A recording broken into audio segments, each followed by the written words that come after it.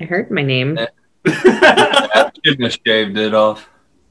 What little bit there was. I know. Indeed. All right. I feel like my face got fatter. It's baby smooth. On that note, welcome everybody to The Keep.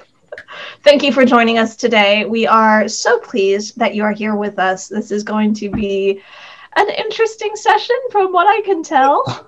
No one's going to die, man. We're going to get to the thing. We're going to get some downtime, and all our characters are going to get to relax. It's great. I make no promises. I feel like lies have been spoken. Maybe I'm full of shit. Excuse me. Before we actually jump into the session for today, let's go ahead and get through our announcements.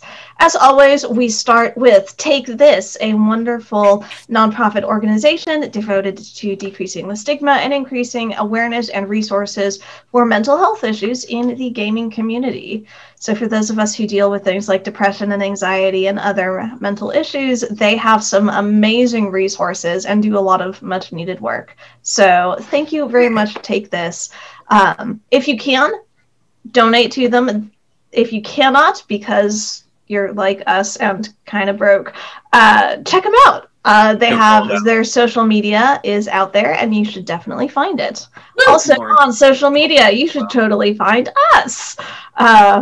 We are The Keep RPG across all platforms. You can find us on Facebook, Instagram, YouTube, and Twitch, Twitter, and TikTok now. Yay, very exciting. You should also, speaking of our Twitch, check our Twitch out on next Tuesday, is that right? This next Tuesday. For Keep Lounging, where Jeremiah interviews a couple of individuals to just get to know them a little bit better. So stay tuned for a special mystery guest, and check that out when it airs. Oh, quick note on that. That is also now every episode that is currently aired is now also available on SoundCloud for download as a podcast. I completely forgot about that until you said that. I was like, oh. So yeah, it is downloadable as a podcast. How do they find us on SoundCloud? Go to soundcloud.com/thekeeprpg. There you go. There you go. Consistent across all platforms. And there will be a thing down in the doobly-doo. Check out the video description for the link. Also, one more thing to check out. We have a couple of our cast who do some awesome YouTubes. We will pass this over to Garrett to talk about Night Shift Night, and then to Jay for the Pandaverse. I do that every time, the freak out, just because early it would get forgotten that I'm anyway. I thought about what I was gonna say on my ride home from work, and now it fell out of the other side of my brain, so we're gonna wing it. I've been working on stuff like I was already working on, and I've been making progress, and that's great. And so that was working on that over the weekend. Also, I kind of have a whole pile of stuff that I want to do for some more toy reviews, so those will come out because I'm an overgrown child that keeps playing with toys. But I have some cool stuff that is coming in the mail. I don't have it yet in hand, but I have, it'll be 2 different videos, but I have some stuff coming in some Japanese toys that'll be, I think, kind of cool. So there's that. Ooh. Very cool. Yeah. So check out Garrett's stuff on Night Shift Night on YouTube, and Jay has the Pandaverse. And Garrett's videos are awesome, and I love them. Something. So yeah, Friday nights on twitch.tv/the Pandaverse, all one word. We do early access, alpha and beta testing, and have been recently playing Elder Scrolls Online, their new Blackwood campaign that comes out in, I believe it's June or July. I have to look at it. June 21st, I believe. Thank you. So I'm sorry, June 21st, really? Yes. That's delightful. Right? It is on several levels. So that's what we're playing on Friday nights for now. Until we beat the prologue arc, and then we'll figure out what we're going to do next. Saturdays, we play, I run around and get shot at by other gamers, and it's a lot of fun. And we just started on today, actually, doing our lunchtime Magic the Gathering. So from 12 to 1, most Monday through Friday, we play Magic the Gathering Arena and just chat with other people who are also playing and have a good time. So yeah, that's what we do. I must rescind my statement. I have been fact checked. It is not June 21st. It is straight up June 1st. So it's even earlier than we thought. So yay. Okay then. Yeah. So anywho, yeah, that's what we do. Cool.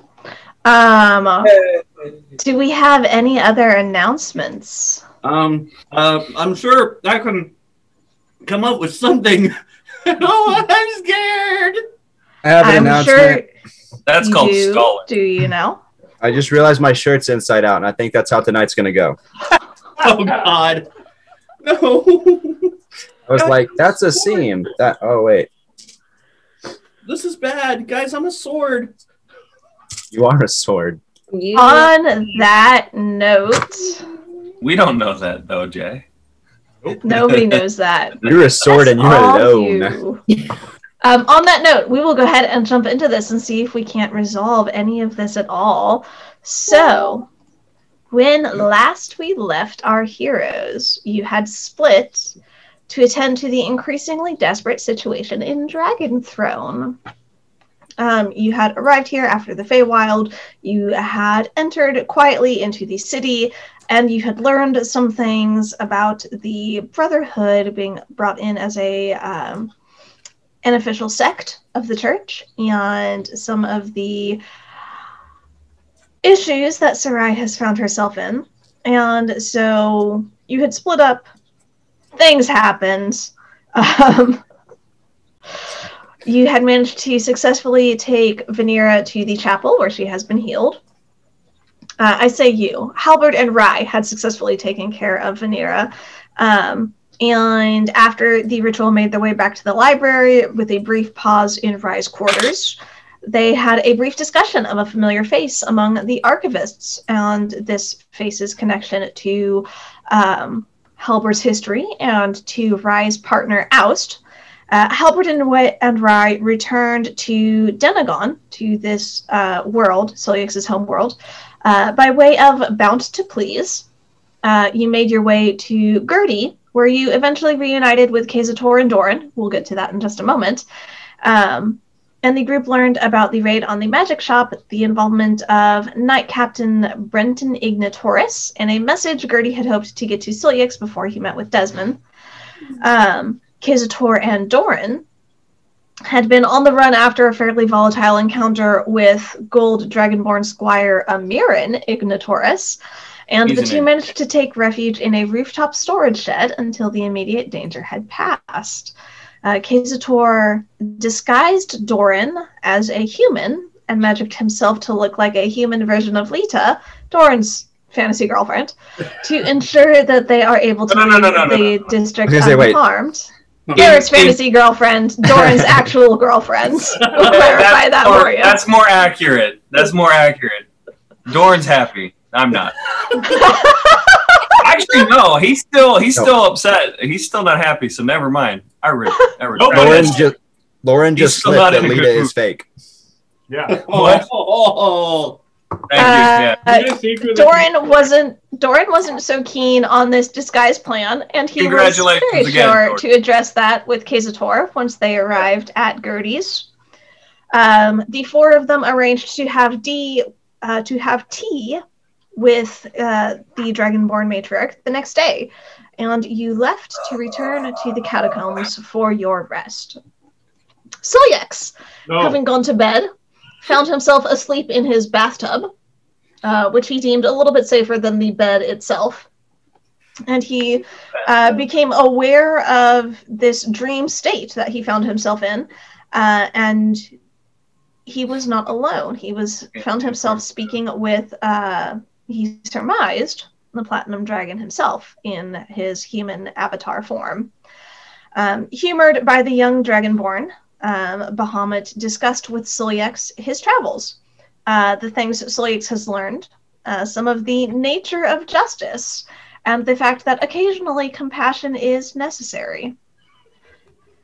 Val, on his own, had left Gertie's and taken himself to a quiet place outside of Dragonthrone proper in hopes of speaking with Seanine, his deity, as he realized the ties that he had seen on himself were becoming more solid. He heard a faint response to his prayers, as though from a great distance, and told him simply to flee. Taking a moment to bury the sword, Val took that instruction very literally and ran back to town. Run. Encountering the guards at the gate, one of the guards pitied him enough to deliver Val to an inn for rest and protection found within the Brotherhood.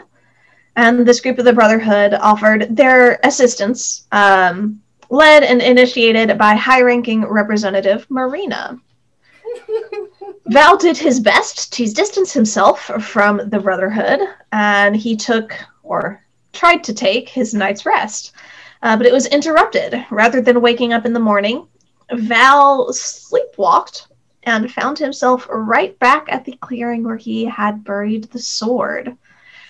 He heard a voice he had heard before, deep and malicious, musing over his situation, right before being pulled from his body and sent into the sword as the puppet master took over his physical form. This is so bad. So, we're going to pick up in the morning with the four of y'all in the catacombs. So we made it all the way to the hideout places?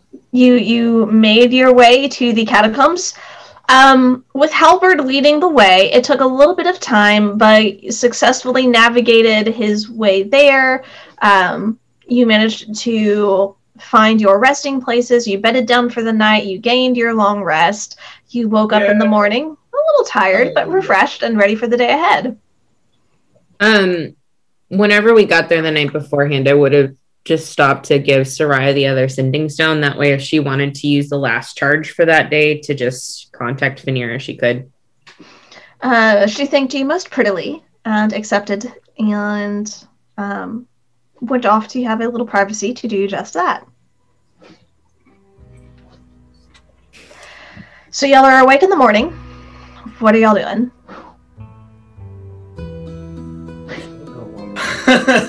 What are we doing? What do That's we an need? excellent question. What are you doing?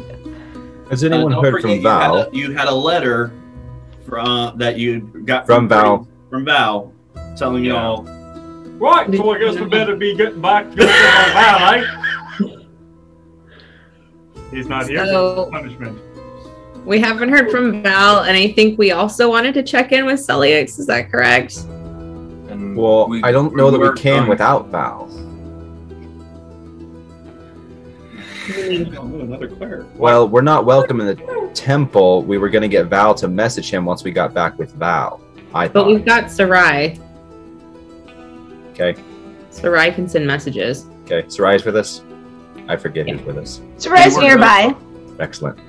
We were going to go back to Gertie's too, right? Then I would suggest seeing if we can get a hold of both Sulyex and Val. Yes, I think that would be wise, and maybe having a little bit further discussion with Sarai now that we've had a bit of rest from yesterday. Right, Val said that he was going to meet us an hour after dawn. That Yeah, morphed Well, all over the place to that place. That is what the note said, that Val intended to meet you after dawn, about an hour after dawn. Started offensive Australia and then ended up offensive Alabama. Oh, Right, so that's what that so was do supposed we want to to be. go Nobody cares about check on him? Sorry, how did this random person get into our room? Damn. Hi, I'm Halvard after a bad night of headaches. So Why did we let him do the voices? Do it. no one knows. Where did Val say he would meet us? At Gertie's. At Gertie's? I suppose we could venture there. Do we want to have our discussions there or here in the catacombs before we venture topside? I can see how it would be beneficial to have the conversations in one place so we're not having to go back and forth with discussions. Fair enough. Although perhaps it would be a good idea to at least see if we can get Salix away to be a part of this. Should we find Sarai and see what she can communicate? Yeah. I think that would be wise. So we will find Sarai. Sarai's not terribly difficult to find. Yes, Sarai? Oh, I was just going to say, I'm going to let Sarai know that if you would please inform Celix that Gertie has some information she would like to give him as well. Very well. I can do that. So, to make sure I understand clearly, you want to, one, let Celix know that there is information at Gertie's for him, and to see if he's available to meet you there? Yes. Is there anything else to convey? Only it's a short space to convey messages. I want to make sure I do this properly. Ryan Doran hear in their heads, your love? Am I allowed to respond to that? Yes. Darling, I think there's a different dragon who would have that instead. No. You don't get a response from me. Is Doran still angry about Lita? Just wait. Let it develop. Hold on, I got a thing. Oh, let it get there. Dude, about choked on a potato chip. You're welcome. Right, so you see Sarai sort of composing the message, counting on her fingers, as the DM does the same.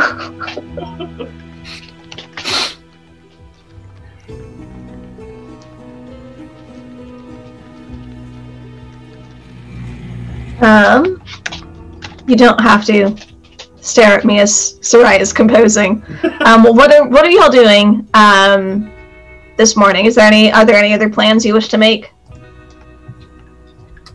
Nothing comes to mind, although it would be nice to have some of that preparation downtime we were all kind of hoping for.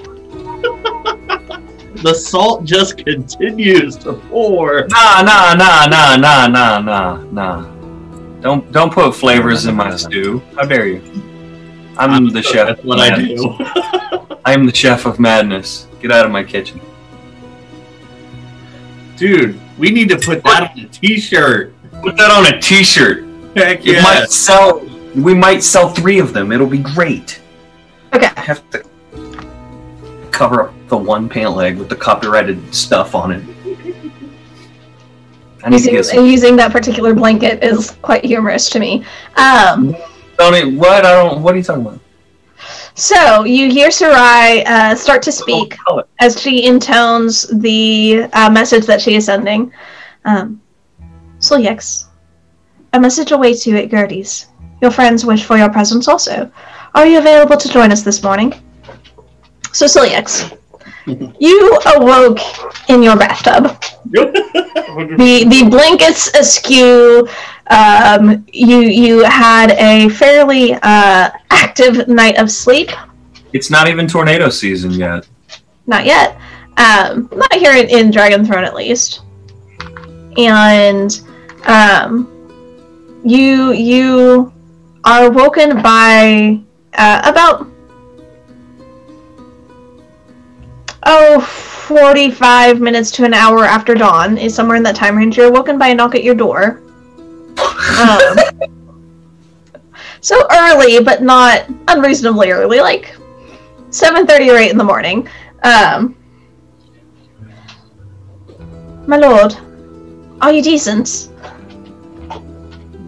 I will open the door and say, I hope "Oh, you are quite punctual. Perfect. It seemed you had expressed some urgency for this, so I thought it better to get it done sooner rather than later. You see Aura, dark hair tied back, dressed in fairly simple robes, and belted around her waist. She's got simple earrings and a necklace on, ready to go for the day ahead. You see her carrying what looks to be like a measuring tape, essentially a string knotted in various places to make measurements, as like what you would see at a tailor's. You're fairly familiar with this. Because I know it's early. I can summon breakfast for you if you haven't eaten yet. Actually, I had a better idea. Why don't we go grab a bite to eat as we go? I would love to actually meet this armorer, and so we can go, and if you would show me to his shop, then I can place the order myself, and I would like to meet the individual who I'll have equipping me. You know, it's important that I make sure they're of quality. It's not that I don't trust you, it's just I have encountered some things in my journeys that make me overly... Oh, absolutely, I do understand. I would be pleased to guide you there. I don't know if you have... She sort of looks over at the armor that you've been wearing. You've sort of set to the side for the night. Nope, I was 100% slept in that armor. I am fully equipped and ready to leave right now. Okay. So... Did she hear you getting out of the tub? I'm sure she did. Clinking in that armor? Absolutely. Don't you take a local assumption? Okay. Let me... I know there are rules for if you choose to sleep in your armor. I only gain half of my expended hit die. Like, a reduced number of expended hit die. So instead of half, I would get a quarter of hit die recovery. Okay. So I keep track of that, but thankfully I haven't really used any. I also rolled a 57 on my deer check, so... Okay. Remind me, we are going with highs means it grows, right? Yep. Forgot about the beard check. Good deal, absolutely. Forgive the noisy click-clack of claws on the tile. Oh, I thought that was Foley work of Celiax's armor. Right? The boy! Someone is very active tonight. Very sweet, but very active. So, my apologies if he gets a little rambunctious.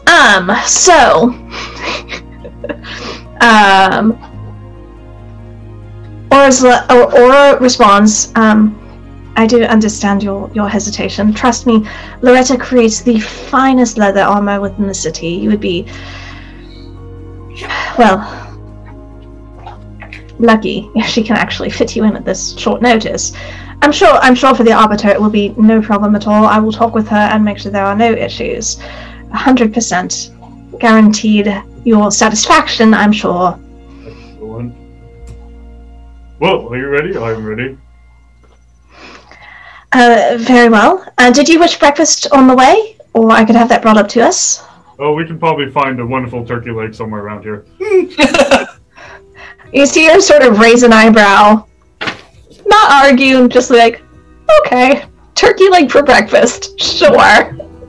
On my travels, I have learned that a wonderful TLNA for breakfast just starts morning off right. What? Turkey leg and ale. Pickle and ale. No. Okay. I got you. Breakfast of champions right there. I'm Low, but the first part of the day.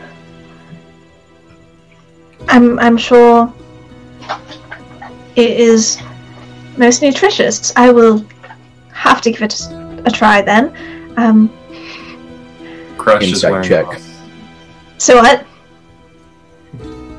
Oh, Kizator's not even there. They're not No. doing. Nope. Okay. So Aura leads you on a winding path a little bit out of the main temple facilities down the road through the Temple District and starting to head out into the Bastion Ward. As you're walking, you can see her sort of fiddle with her pendant and sort of look over at you and then look down. What's your passive insight? My passive insight? Yeah. 16. 16. Yeah, 16. Okay. So you can see, you pick up, there are multiple sort of repeated glances and a very deliberate, studied space kept between the two of you. There's tension a little bit in how she carries herself, but as you say anything, as you speak, any suggestions you make, she is very quick to respond to you, and oh, absolutely, quite certain, that's fascinating, I'm sure. And just, you can see she's trying to make a good impression, and trying to make sure that you are pleased with her service. So, Lauren, as Yes. we walk in an attempt to, I want to know what she thinks, but like how she responds, but also just to try to poke to see what happens. As we walk, I will say, so, are you excited about bringing the Brotherhood into the church? Well, it's a historic event. It's going to be a massive celebration, one for the ages, I'm sure. Have you had much interaction with them? A little bit, helping to prepare quarters for the larger groups that are going to be arriving. I've been assisting the Archpriest in whatever he needs lately, and a fair bit of that has been running errands in the city, preparing for their arrival. Okay, Lauren, I would like to run an insight check to see how she feels about the Brotherhood and then joining, and Okay. there's any Go ahead and make an insight check then. feeling reserved. Oh, that's not great. It's 18. 18. Not great, he says. Okay.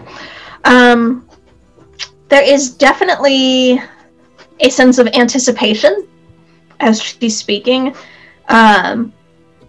There is also especially as she's talking about the work that the Archpriest is doing, there's a tension that is like her shoulders get very stiff, and she's looking straight ahead as she's walking, not making eye contact with you. Sort of signs of stress, almost. That's about what you get with your 18. I don't remember you. When did you come into the Archpriest service? I've been serving him specifically as his personal assistant, I suppose, for the last almost 10 months now. I was an acolyte for a number of years prior, and my good penmanship paid off. Say, acolyte to the assistant to the Archpriest. That's quite a leap you find yourself. My mentor was favored with a promotion of sorts. And who was your mentor? I served Lady Cinia. I don't know how familiar you are with her. She is well renowned within the church for the outreach that she does. She's traveling very frequently, and most of the work I did for her was handling her supplies as she would come back to replenish between her missions, ordering new ingredients for her research, and the potions that she would make, going on these journeys that she would take. It was not easy work, but it was simple and well within my capabilities. I find the Archpriest to be a little bit more... I'm not quite sure what the word I would use is. His Eminence, His Holiness, of course, is without fault as the Archpriest of Bahamut here. But he is very specific in the way he prefers things handled, and oversees that very closely.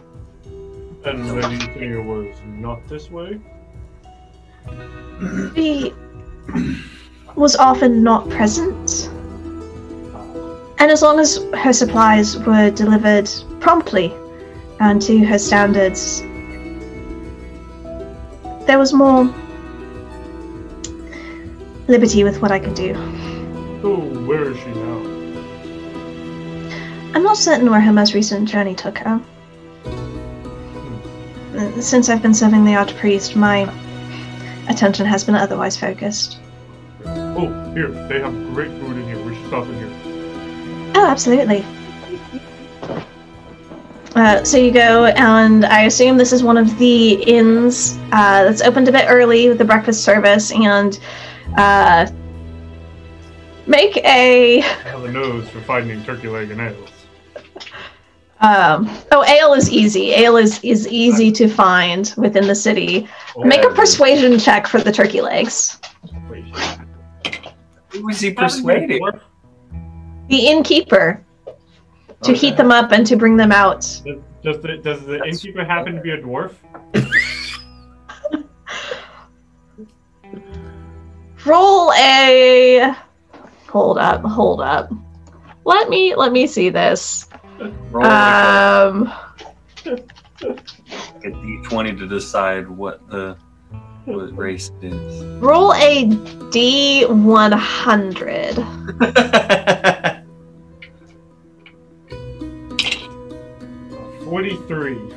43. No, this particular innkeeper is a gnome. Oh, yeah. Well, I don't get advantage on my persuasion check then. But that is a dirty 20. Dirty 20.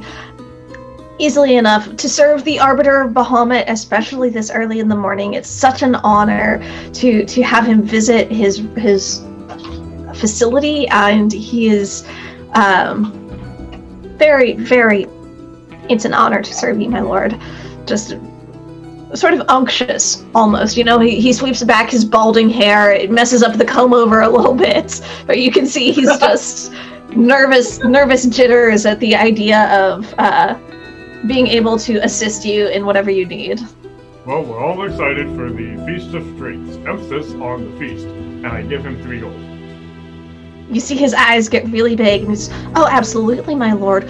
Our best offerings will be prepared for you. This will be a feast to remember.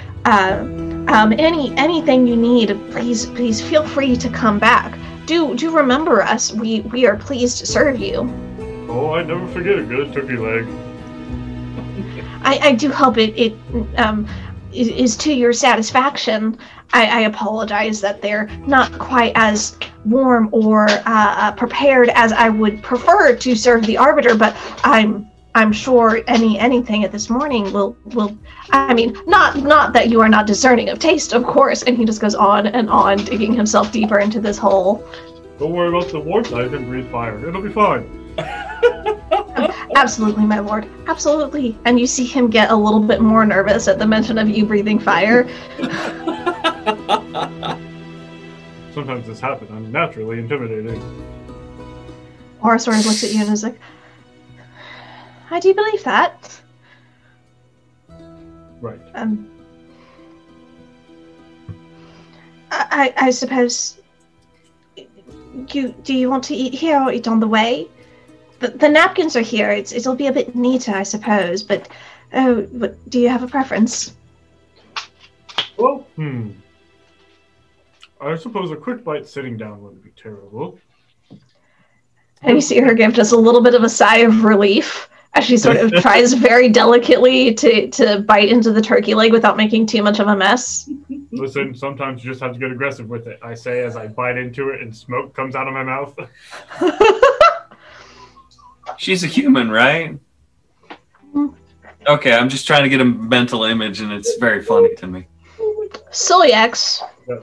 as you release just the faintest smoke of your breath weapon to heat it up, not the full-on fiery inferno that it usually is.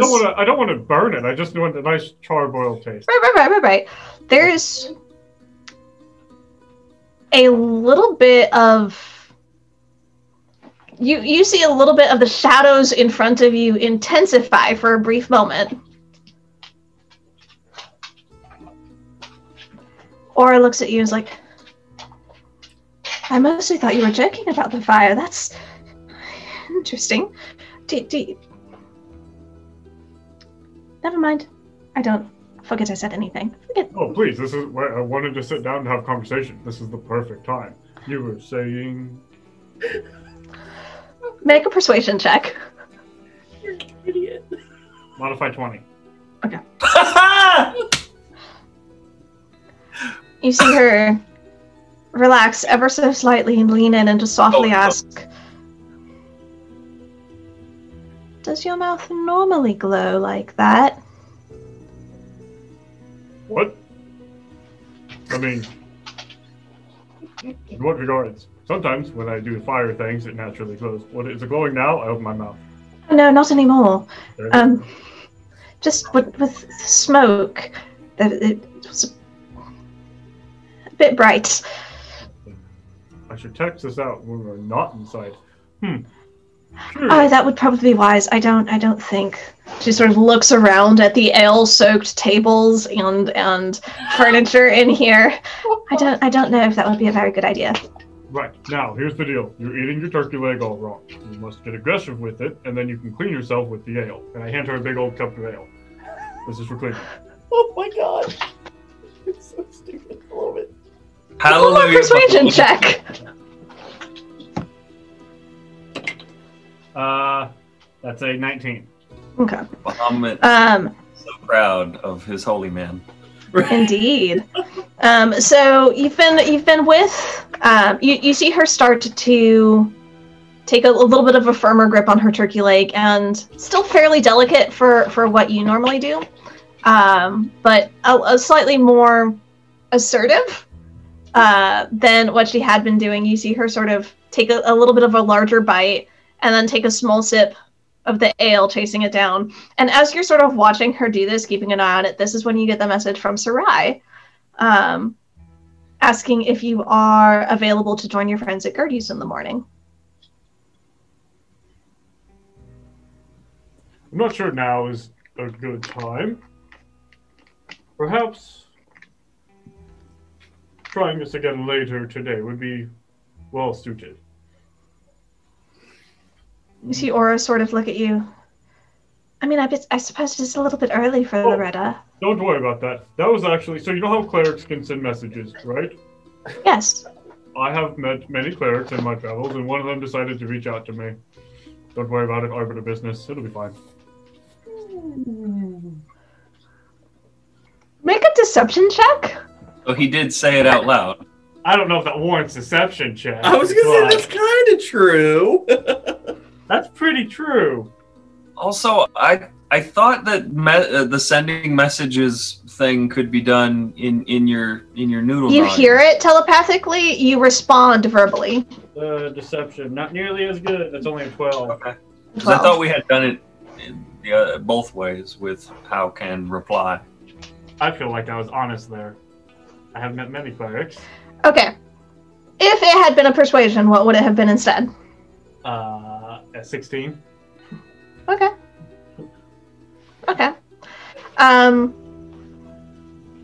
Either way, as you speak, Aura sort of raises an eyebrow,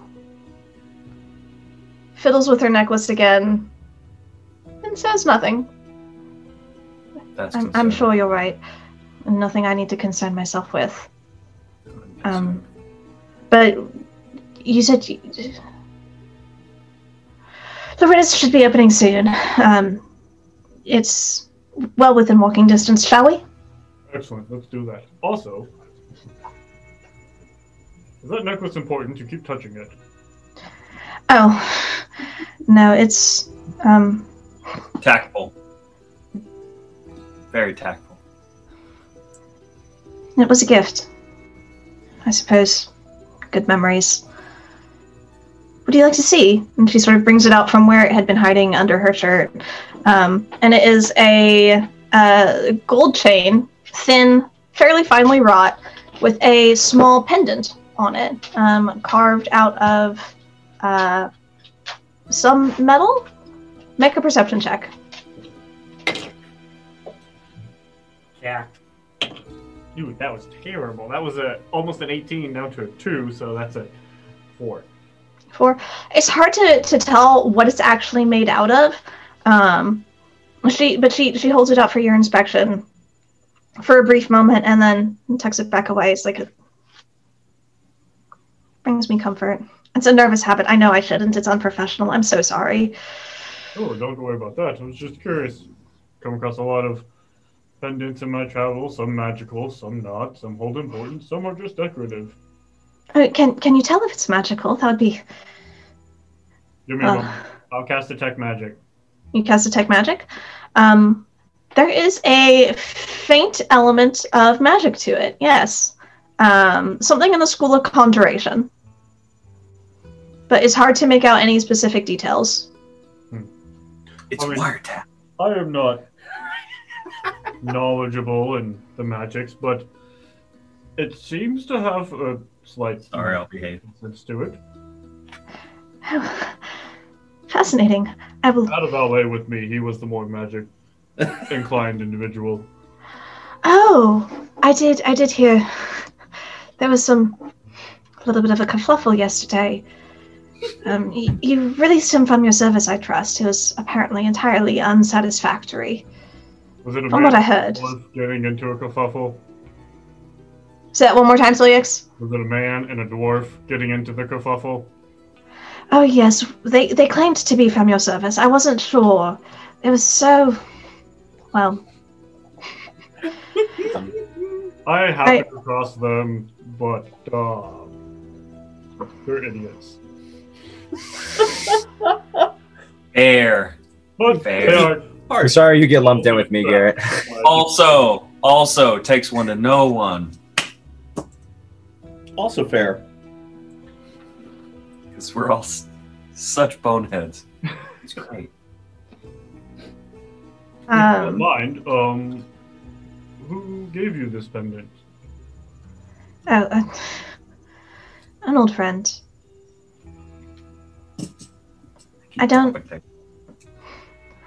suppose you're familiar with well, Kaz Hansen? Why does that name sound familiar? I knew of a Hansen one time that operated puppets in a show, but I'm not sure about Kaz Hansen. His specialty was in archaeology. He found it and couldn't divine a use for it, and after it went through rigorous testing and it passed inspection and was determined to be mostly useless, he was free to give it to me. That name is spelled C-A-Z? Kaz? Mm-hmm. Okay, thank you. And what was your relation with Mr. Hansen? You see her cheeks get a little bit darker. Just, we were just good friends. Of course. Here, this is one of the inns that we're passing now that a group of the Brotherhood will be staying in, and you'd asked about them earlier. This is one of the establishments where we've arranged for them to stay. Excellent. How far are we from Loretta's? I would like to get the order in as soon as possible. Oh, not far, just down the street here. We'll go up 2 more streets and then turn left, and it's, I believe, the 3rd establishment? I would love to meet with any Brotherhood members that happen to be coming into town, but I'd like to get this order in first thing, and then we can come back and speak. Oh. I'm sure. Absolutely. I would be pleased to be your guide here. This way. And so she starts leading you. We'll pause with you there. The 4 of y'all at the catacombs have received the response from Solix saying that it's probably not the best time for him to reunite with y'all. That later might be better. What are y'all doing at this point? Well, that's a fabulous sign. Yes. Well, I suppose it's a good sign he was able to respond and just seems to be busy. That is very much like him, I must say. Of course. Well, Sarai, I'm glad to see, based on everything we heard from Gerties, that you were able to get back safely. Oh yes, Haka was such a dear, brought me as far as he could. What's he now? He does seem very protective. And your friend's companion, and she gestures to where Nightbane has been sort of cuddling around in a pile of cushions over against the wall. Most devoted, hasn't actually let me out of its sight. I don't suppose, and she looks over at Halberd, I don't suppose you'd be willing to take him back at this point? Great job, Kenny. You're doing marvelous. That sounded more like a yeah, see, kind of like from the 40s movie kind of guy. Come on, Kitty, let her go, see? Would this be a good time to put Nightbane in the charm? We don't have anybody in the charm, right? No. Okay. Then I don't really fully understand charm functions, but we'll do that so he can walk through the city freely. Okay. Good deal. So Halberd releases Nightbane from his guard duty and calls him over and puts him in the charm. Really sure there's no like poison expert assassin or archlich or something in there that we forgot about. Well, there was a child in there previously, so... Well, I know there was a child, but there's always something in there. There's not always something. I mean, there's only most of the time something. No, Val's the one carrying around the cursed stuff at the moment. Val is the curse. Yeah. He's become the cursed stuff. Oh. Sorry, continue. Okay. Well, shall we... I suppose there's not necessarily a need to message Val. We can just meet up with him at Gertie's and discuss. Yes, that sounds like a good plan. Doran, anything you wanted to do or take care of before we head that way? I will catch up with you in a moment. I need to have a conversation here first, if you don't mind. Sure. We'll meet you at Gertie's then. All right. And I guess do the same. All right, so the three of you start heading towards Gertie's. Is that right then? Kazator, Ryan, Sarai, Doran's doing something first. Right, Halberd? Oh, I was Yes. talking. I was going to talk to Sarai. Yeah, Sarai's staying behind. Kazator, Ryan, Halberd are heading over to Gertie's. Halberd feels pretty confident he remembers the route and he can lead the way. Rai will correct him. I have complete faith that she will. So I can stop from getting lost. Okay. Actually, don't do that because then other people can follow marks. Sarai's like, remember, not the first left, you want the second. Don't follow, no, yeah. Oh, sweet Jesus. I'm sure you do. Very well then. Master Dwarf, you look like you wanted to say something. Yes, if you're not busy, I had a favor to ask you. Certainly. If it's within my power, I have no reason not to assist you. What can I help you with? You know the message sending spells, aye? I do, yes. Do you think you could send a message to someone for me? I don't have the words completely thought out, but I had a message I was wanting to get sent, if that's possible. It's possible. I'm afraid I must be familiar with the person I'm sending the message to. Is it someone I would know? I'm not sure if you would know her, and I would then describe Lita as well as I could. Yes, she ran an inn back in Farendale, isn't that right? Yes. Yes, our paths did cross several times. I should be able to send a spell to her. Do you know what you want to say? I just want her to know that I'm still safe, and I want her to know the situation here, and I want to know how she's doing, is all. with everything that's been going on in town, my nerves are on edge. I'm concerned about everyone. Have you seen sort of the little bit of a trickster nature Kazator has in him? Have you seen that? I have seen that. Just a little bit. Well, to be perfectly honest, last night he and I were being trailed and followed, and he thought it would be oh so clever to disguise himself magically and look like her.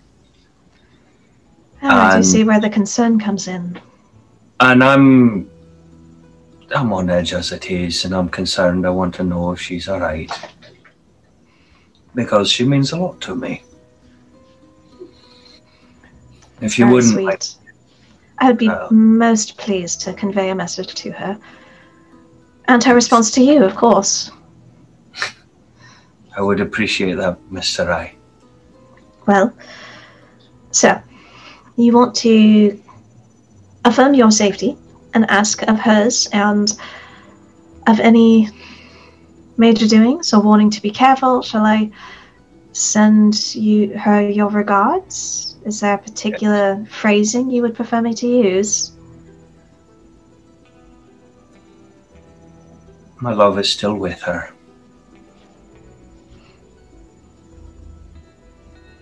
Absolutely. You're I told you. Just wait. It was gonna... I had a plan. And I didn't have to wait for downtime. I found a way to make this work. Nice. Yes. Now I just need to figure out how I can do other stuff. Mm.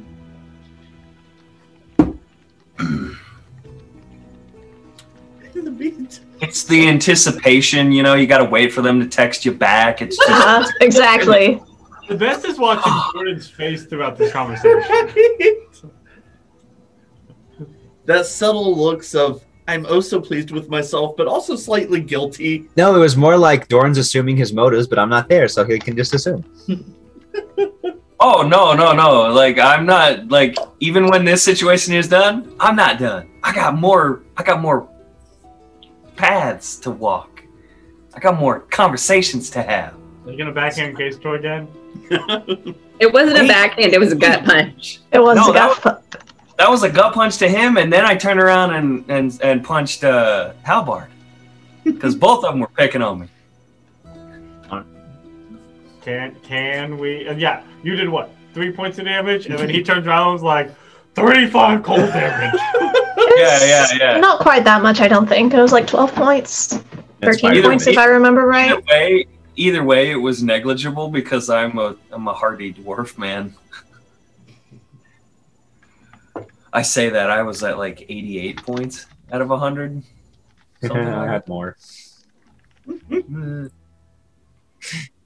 I just have to take that when I can because I would never have more. Okay. So, confirming, you're asking about her safety, her well-being, and sending your love? Yes.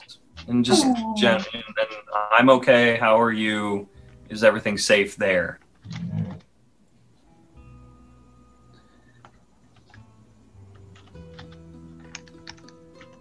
Okay. Can we name this title "Love Is in the Air"? Alright. So Sarai prepares the spell, looks to you one more time, and then starts speaking. Lita, this is Sarai, cleric and friend. Doran asks, are you safe and well? He is safe. His love is with you still. And then she pauses for a moment, just sort of waiting for a response. The phone was somewhere else, dadgummit. And then she looks over at you and smiles. And she says, apparently the siege has begun, but Lita is staying well back and safe. Supplies are still plentiful, and she sends her love also.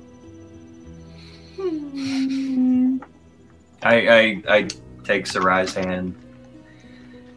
Thank you very much for this. Thank you. It is my pleasure. This might seem a strange question.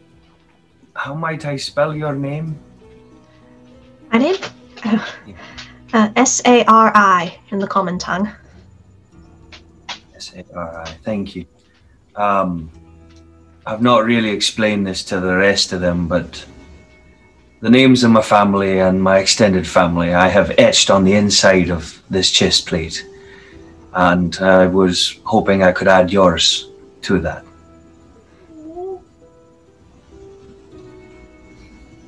I would be honored.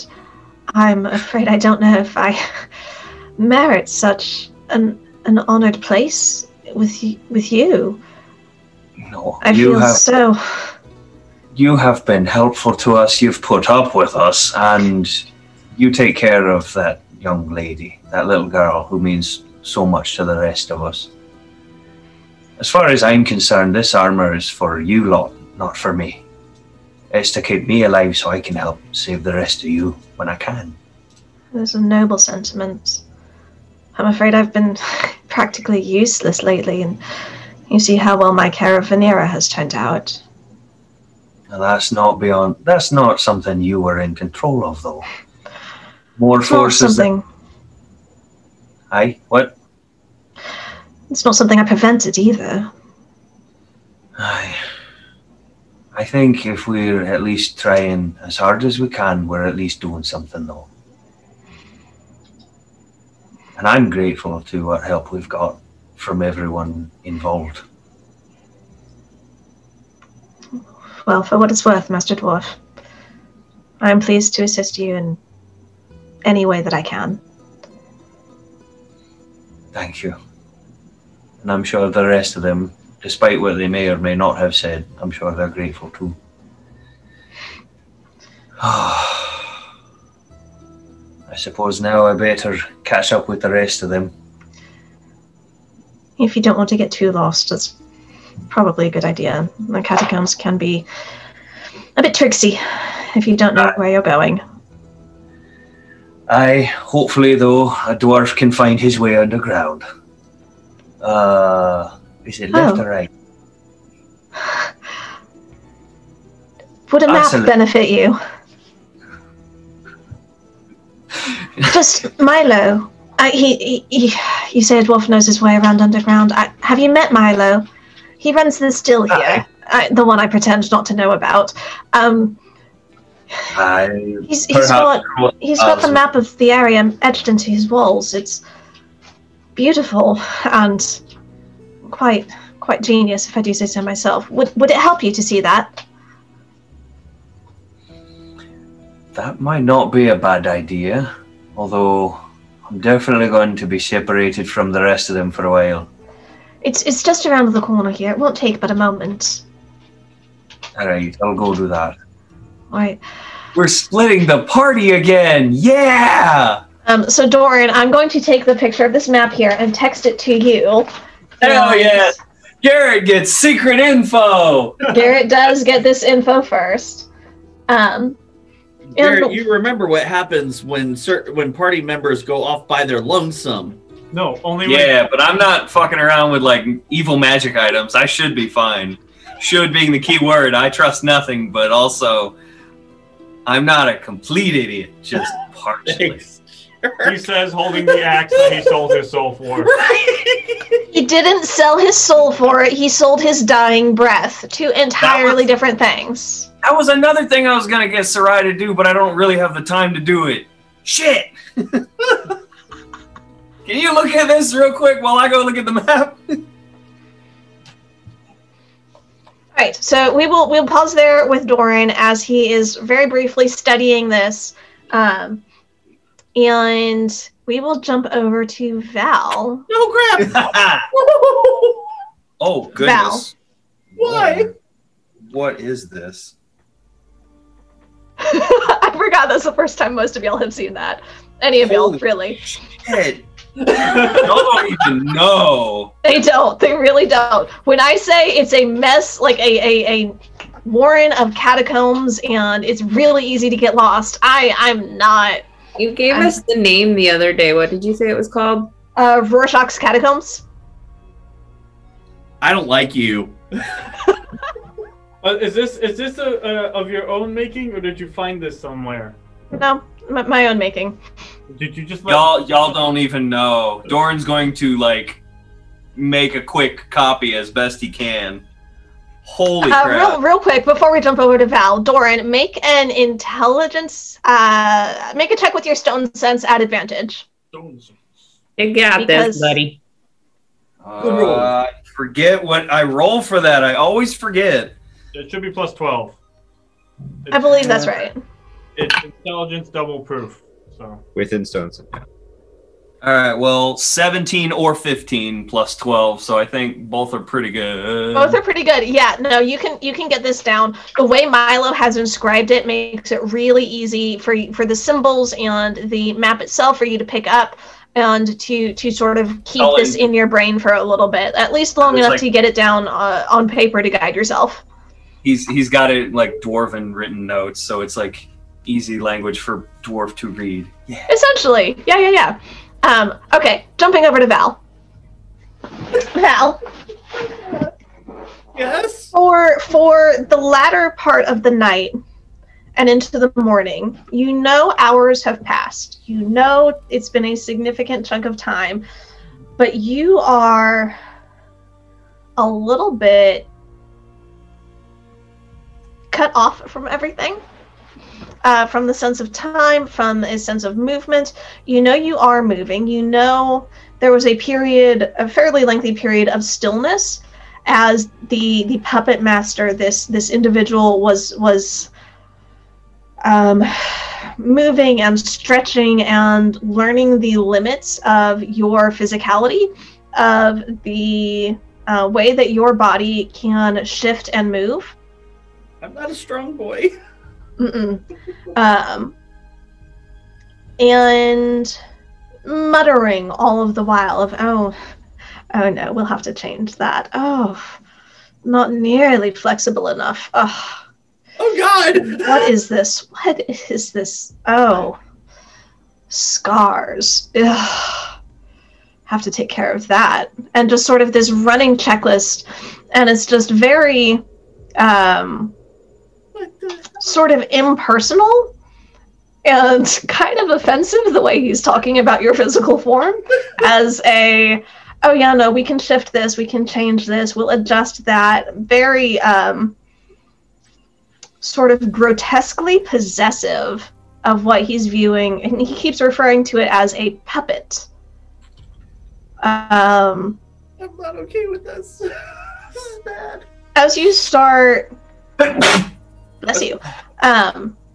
You start getting a sense of movement, and your sense of your physical form and your surroundings are very limited. From where you are contained in the sword, you can pick up things that are strong vibrations, like sounds. You're getting a sense of if they're close. And as you're walking, things start to become a little bit clearer. You get a short sense of movement. Your perspective shifts a little bit, and you realize that the sword has been drawn from its scabbard, and he's sort of holding it up, and he's you get the sense that your body is locking eyes with sort of the cross guard, the cross piece, where almost this sense of meeting eyes with your own self, almost like looking in a mirror from your perspective. It's so creepy. And he says, all right, now, what do I need to know? And if you could get a tickle on the inside of your brain, an itch almost, just on the top back part of your skull, I need you to make an intelligence saving throw. Oh my god. He technically doesn't have a skull. I was gonna say, oh geez. Here's how this goes. This is a DC 19. If you fail this, you get the sense that this tickle, this itch inside your brain is going to succeed in getting whatever information it's looking for. Oh. If you beat it, you might create a little bit of leverage. And if you beat it by a lot, you might actually be able to control this interaction a little bit more. This honestly sounds like... I'm sorry. You're good.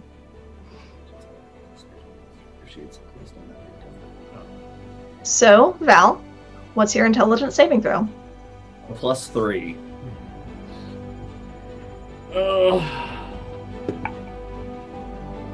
Choose life, don't die. That is an 18. Okay. Good news is you didn't lose badly. Because that was a whole nother set of circumstances we I didn't get into. So the itch in the back of your brain increases, and you almost have the sense of a flashback. Your more recent memories within the last 3-4 months or so, being with this group, traveling with these people, and this deeper voice coming from your mouth, speaking. Okay. Oh, you're the cleric. That one serves the dragon. Fascinating. He'll be one to watch out for. In trouble. That one, ooh. Obi-Wan Kenobi. Perceptive girl there. I'll have to watch for her. The dwarf, useless. Oh, is that angel blood in that one? That's fascinating. That might make an interesting puppet one of these days. Haven't had one of them for a while. Might be worth adding to the collection. Oh, that elf. Yep, go for the elf. Yeah. Too old. Interesting. That wasn't the only one I got shit on.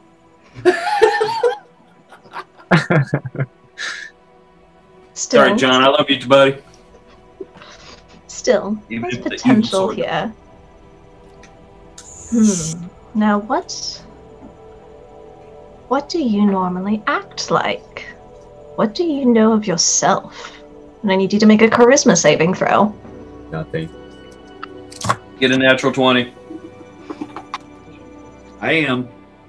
Thankfully. I was about to say a very mean word. Poppycock. Fiddlesticks. Dookie butts. Lounge use. 4. Oh. Okay. I rolled a natural 1. I thought you had a negative charisma. I do, but I have a proficiency in my saving throw. Oh, yeah. Yep. Nice. Yep. Okay. Val, Wisdom. this itch increases, and at this point, it's almost full body, and there's a feeling like oil almost being poured over you, starting from some point in your brain and dripping down over the rest of your physical form. What weird sense memory you have left. And as this voice inhabiting your body continues to speak, you notice the mannerisms shifting and changing. The voice alters until it is indistinguishable from your normal form. It has started to pick up the way that you carry yourself, the way that you present yourself, the tension that you normally carry in the middle of your back.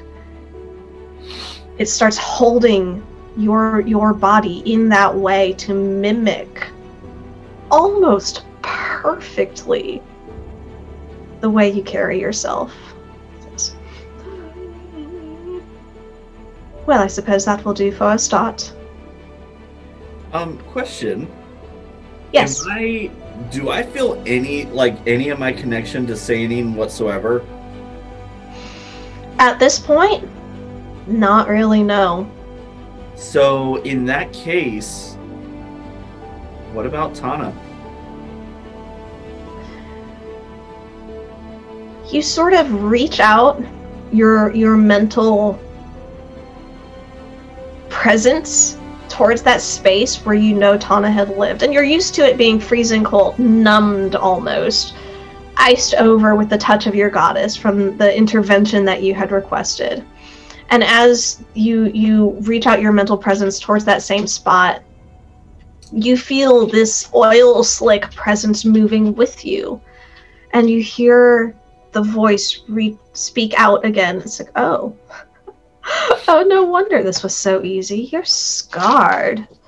A whole section of your mindscape just scooped out. Fascinating. How are you still alive? This character's kind of douchey. Oh, shoot. That's very interesting. Oh, fuck. You were plane touched once. Oh, that makes so much more sense. Oh, I don't like this. I don't like this at all. I don't like this. That charisma check was like our one shot at knowing something was. Oh. So as you're reaching out into this mental space, you are met with a vacuous void. Oh. There is no cold presence. There is no frozen touch. You cannot find any remnant of Tana. Can I? Okay, this is going to be a weird question. Do I sense any necrotic energy, undead energy in my body? Am I a revenant?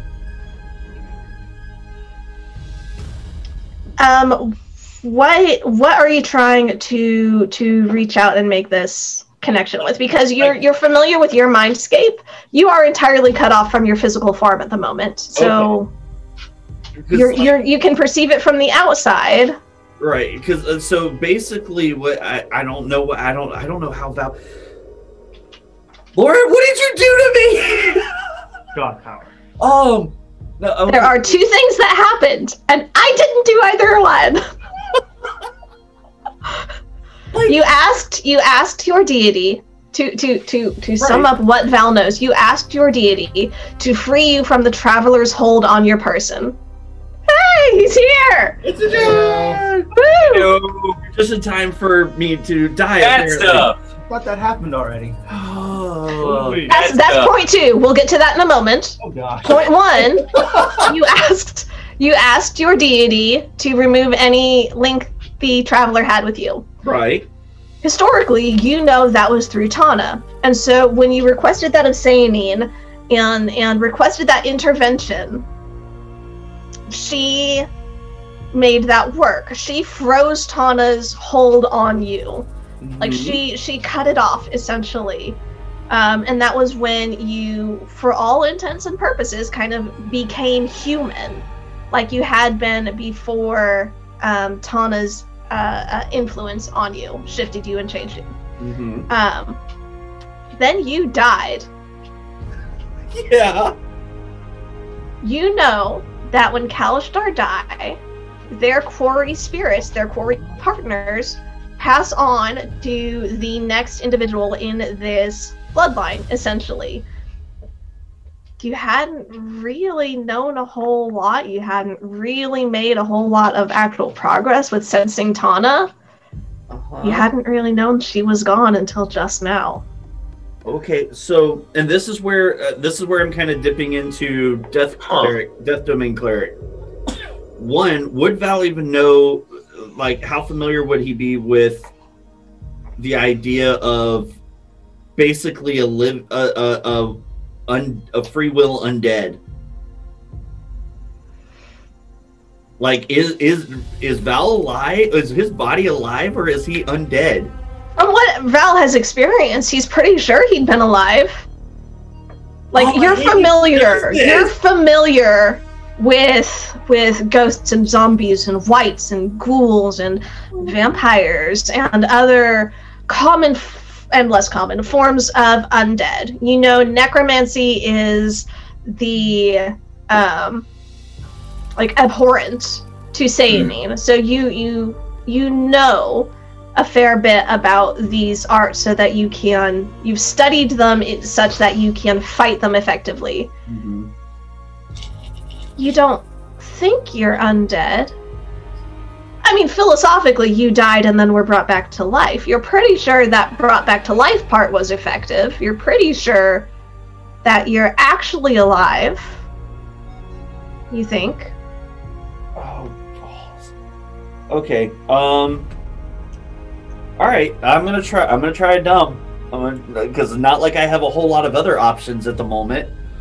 So we're gonna yeet this out into the void and see what happens. I am going to see if feeling that kind of oily connection and all that. If I can play tug of war with my possession and try and see if there's any way I can swap places, as it were. Interesting. I thought so. Make. Can he do it?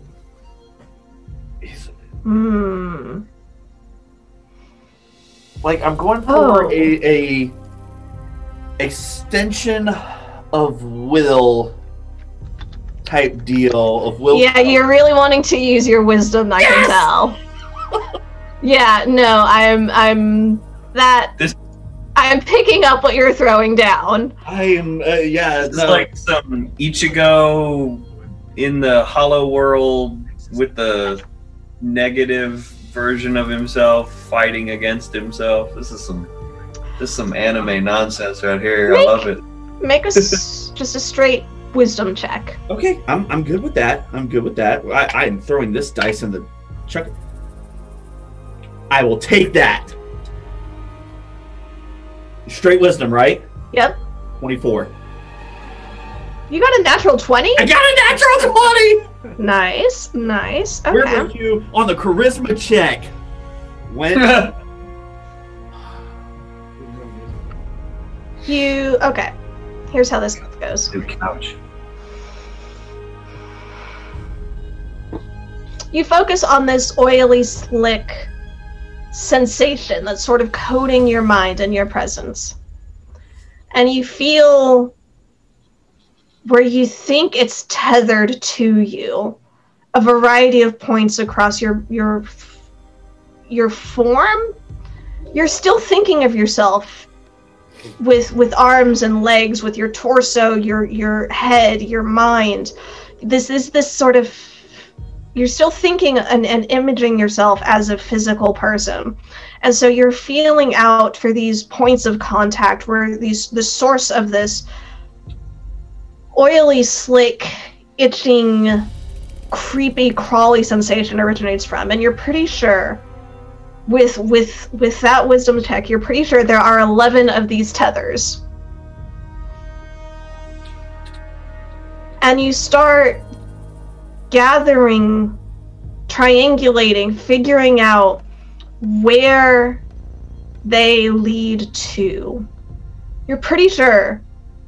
No, you're certain the connection is still there. How else could the puppet master, this individual, and you have gleaned, like you are certain this is the puppet master now, from this imprint of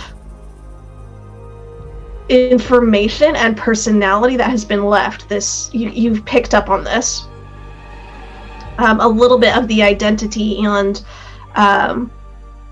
sense of self of this being that has taken over you. So you know that the puppet master is old, ancient, even a stronger mind sense than anything you have felt apart from the presence of your deity at her most powerful. So you reach out and you try to travel back along it. You have a brief sense of blinking. You have a faint sensation of breathing. And you get this voice in the back of your head. Oh. You're going to make things interesting. You are a strong-willed one. No wonder you won the favor of a goddess. But no. Oh. Too soon. If you really want to make a fight of it, give me your best shot. I'm gonna try divine intervention. Okay.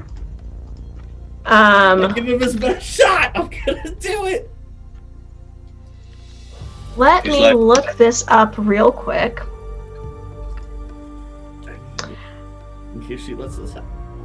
Man, I need you to make a wisdom saving throw. Yes.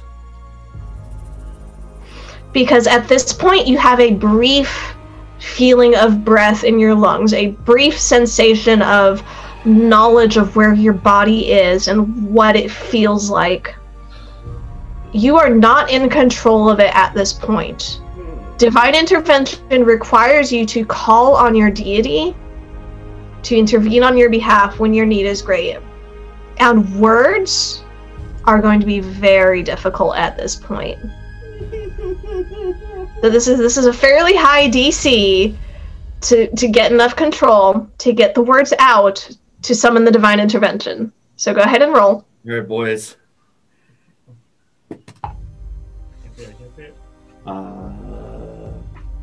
23.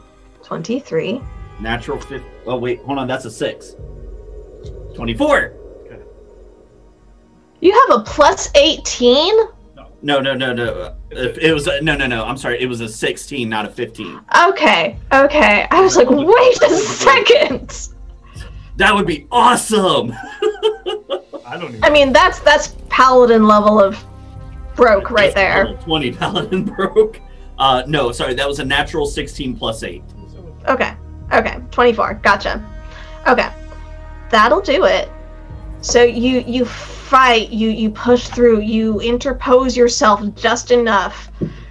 What do you say? You've got a handful of words, a brief moment to make your plea. What do you call on your deity in this moment? Help. This is literally oh God, help. Too many words. Right.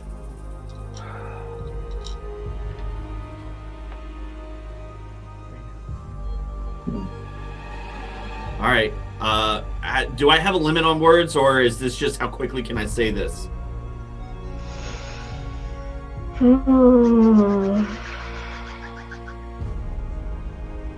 Roll 2d4 for me.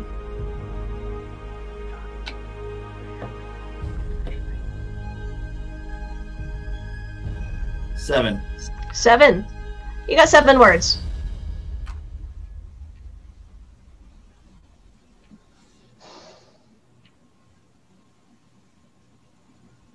My goddess, my guiding light, help me. Okay. Go ahead and roll for your divine intervention. 0, 0, 2. What? I want pictures before the dice get moved. Oh, I already moved them because I was trying to move the box. Give me a second. Is it low number good? Yeah, Yes, you need to roll below your level. So he needed to roll 11 or below, and he rolled a 2. I moved the 2. Hang on. No way. Oh my. Hold on. Baller. Come on, Val. Okay, I moved. And it's great when the dice is like, "Yo, I got you, story. I'm here for you, on. plot." Guys, I am seriously vibrating right Fight now. for it, Val. Fight for it. All right, I'm sending it to the group. It's in the group. That was not the group. Val's gonna be the dude who's like, guys, the sword's actually fine. I'll keep it. Oh no, that was the group. Okay, that's the group. I swear to God, if you fight through this and keep that sword, I'm gonna be very annoyed. No, anyway, we'll get there. Yeah. Lauren, what happens? Lauren, what happens? Okay. So exciting. It's thrilling. It is. So,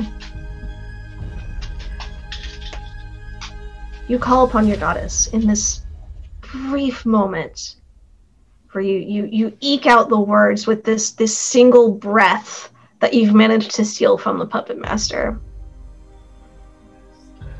And with a blinding flash of light, you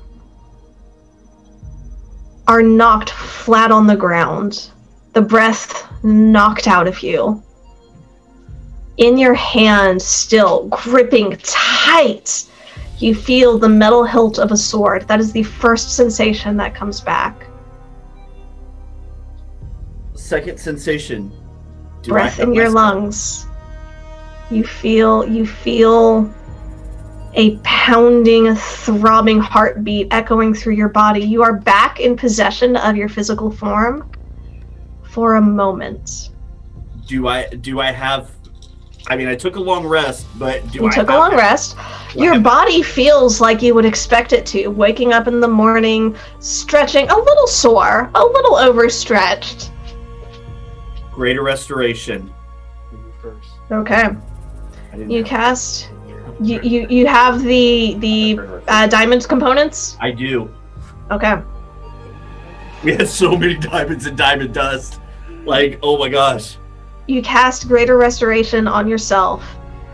Another flash of this same silvery white moonlight. Your goddess's power flows through you, and you feel almost that sensation of a knot untying at the base of your skull, where a pressure around your neck that you hadn't even really noticed before eases. Holy. You take stock of your body, you look around, you feel you're still gripping the sword tightly. You look at your hands, you still have the marks of rope, string, twine of some kind around your wrists, but you feel like the first step to undoing this has been done. And the question will be, what's the next? We'll pause there with Val for a moment. Y'all, they added new stuff to Hero Forge. Dude. They did. They did. Oh my god. Holy shoot. You got a couple of the fifth levels. Just start remove curse. Remove curse. Great restoration. I don't have remove curse prepared. You have great restoration and it removes curses. I straight up, oh my god, I kid you not, I am literally vibrating right now. Oh, I got Marv action going on right now, guys. Oh wow. So, This is fun. No, not Jeez. also! so, I'm having fun.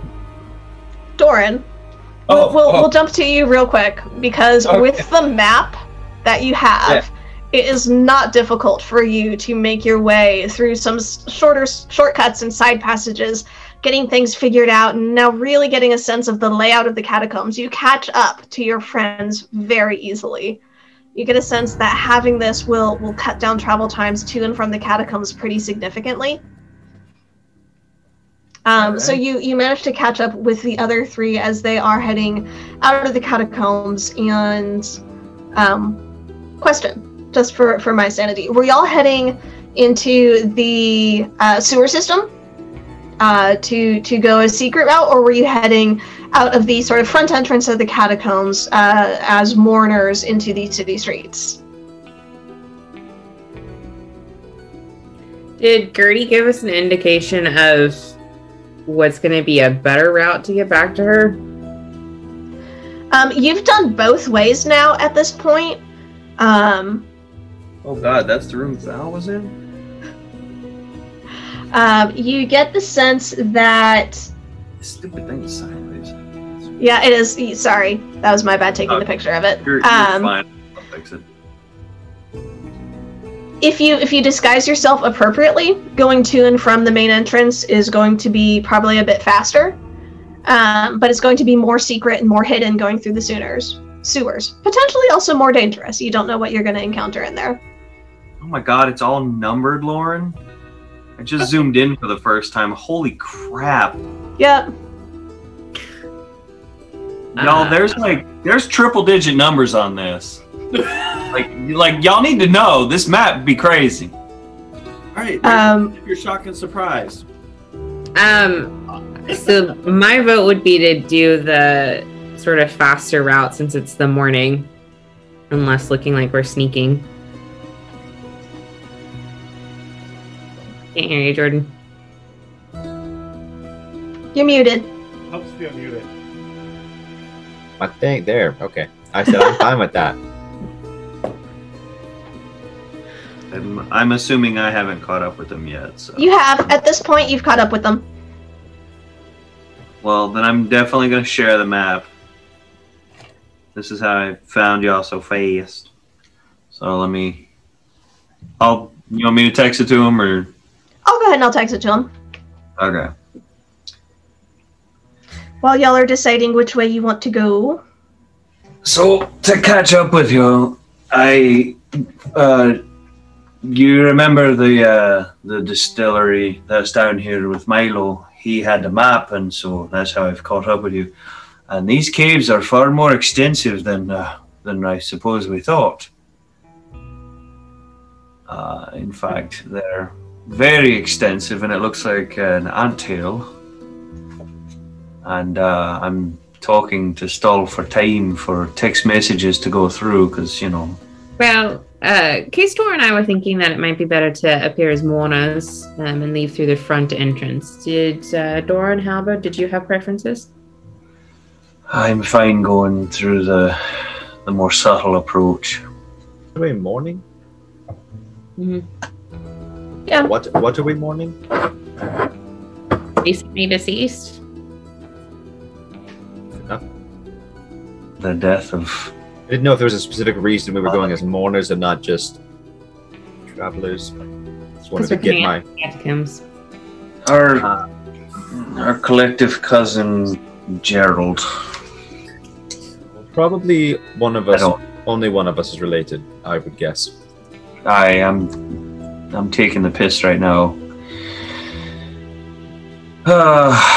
Who has a dead relative then? I mean, I have several. You asked that question. I meant who is for this ruse? Someone's like, I got all of them. One morning. I don't All right, well, be investigating us that closely, darling. But Oh man. all right, well, Clay and I usually do the talking, so I suppose one of us. Mhm. We'll just cross that if we come to it. We should be fine. We can just head to Gertie's. And... all right, fine. We're at the funeral. I'll go ahead and get this out of the way. I'm sorry I was so pissed off yesterday with everything going on and you turning with the disguise you chose. It was not easy to see her face, even if it was not her face.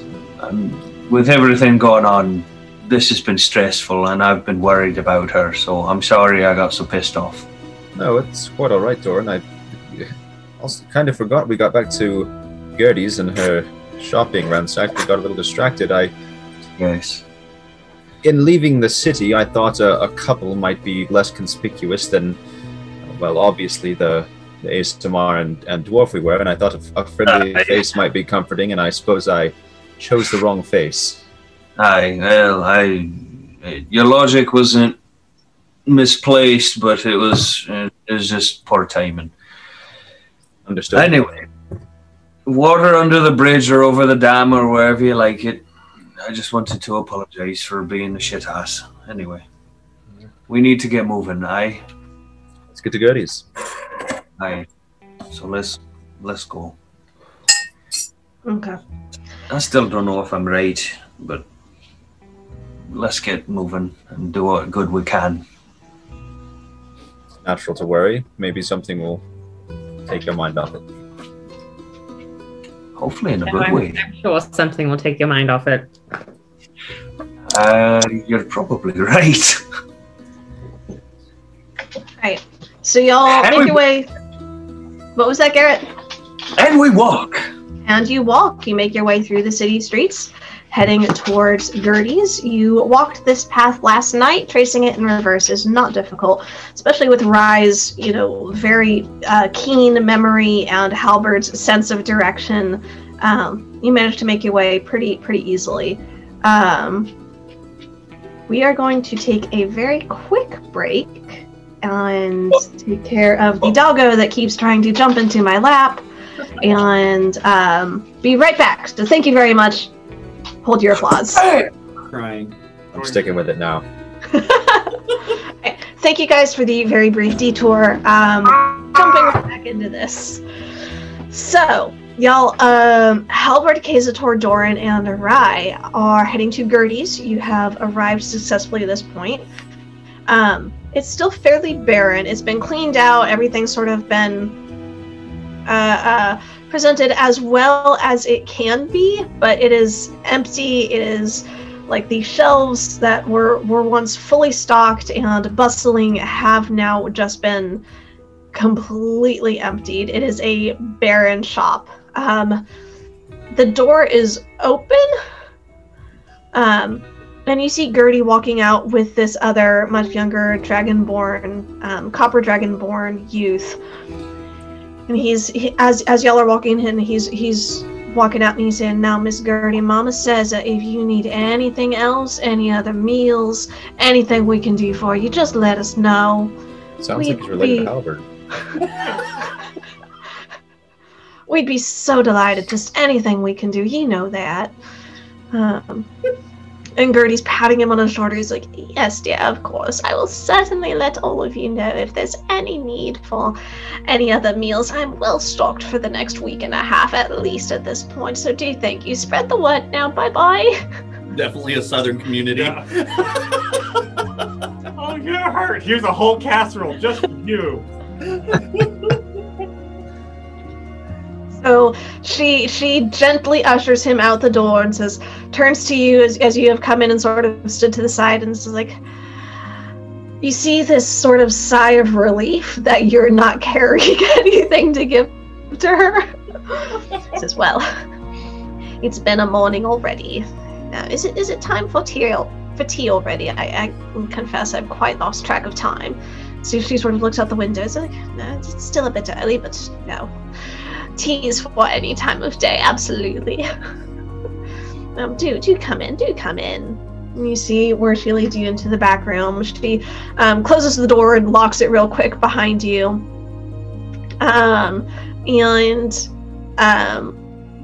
She sort of pulls the blinds down, signifying that she's, not available, not taking any visitors, and leads you into the back room. And as she's leading you, she sort of calls over her shoulder, "I don't suppose you're hungry?" Certainly famished, darling. "Oh, I have a number of meals here. Do you have a preference? They're mostly one-pot dishes, easy to store and easy to bake." Are you about to have a potluck right here for breakfast? Heck yeah. Okay, breakfast casseroles. The 5 of us? All right. That's far too much for me to eat here. I do feel the care of the community around me. It's quite a nice feeling, but I'm feeling a bit stifled at the moment, I must admit. Don't tell them that. They're sweet, very sweet dears, the lot of them. I've seen most of them grow up now and have babies, and their babies have babies, and such kind folks taking care of me in my time of need. No. With food. Jody, do you have to have all these casseroles? They might be confiscated by the wonderful people following this cult of Bahamut. I don't think it's a proper church. I missed the first part of that, Halbert, sorry. Yeah. I asked if you have the proper paperwork for all those casseroles. We want the Church of Bahamut to come in and take them again. Oh no. There's no bill of sale on these. I'm sure they don't even know that they exist. And really, with your help disposing of them, they won't be existing for long, is that right? We left the hungry one somewhere else. Bring them out. Well, certainly. She starts pulling out 3 of them that are in somewhat smaller containers, but are still very generous portions. So this one is some sort of cheese-topped tuber bake. It's got crunchy bits. It's very fattening. Not good for my figure, I'm sure. Here, you can start with this one. And this is one that's more of an exotic food. It's this sort of acidic red berry, seeds on the inside, more cheese layered with pasta. It's, well, also delicious, but quite a bit rich for my taste. And so, and she passes this one over to Kazator. You're welcome to start on this one. Put some good meat on your bones, I'm sure. You, Master Dwarf. She pulls out what looks to be like this really hearty beef stew with lots of like potatoes and carrots and peas mixed in a rich broth. She passes that over to you and it's like, no. You're still a bit confusing to me, I must admit. Something a little lighter, perhaps? A little sweeter? And she looks over at Rye as she's saying this. Yeah, that sounds lovely. Very well. She's sort of... You can see in the cupboard now that she's opening up, there are 15, 18... 20 dishes that have been brought by just this morning. Rye's gonna come up and pat her on the shoulder and say, are there any I should stay away from? She sort of looks over at you, and the one in the blue container there does happen to be my favorite. All right. I'll take my pick from the rest. Thank you very much for hosting, but you've had enough of the time. My pleasure, please help.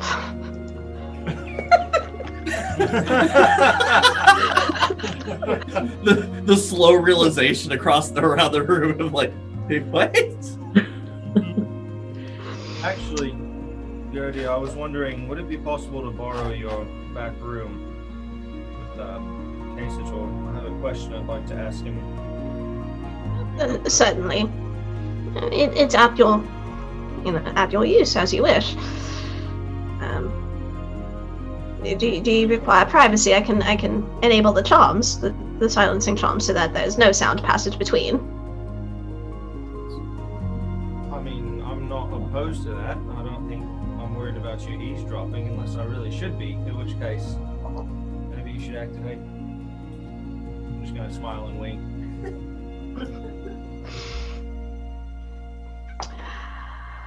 An old lady is such hard of hearing, can't you tell? I would never deign to eavesdrop on a private conversation. What? Housekeeper from White Christmas. Yes! Replace me. So the back room is open for y'all's use.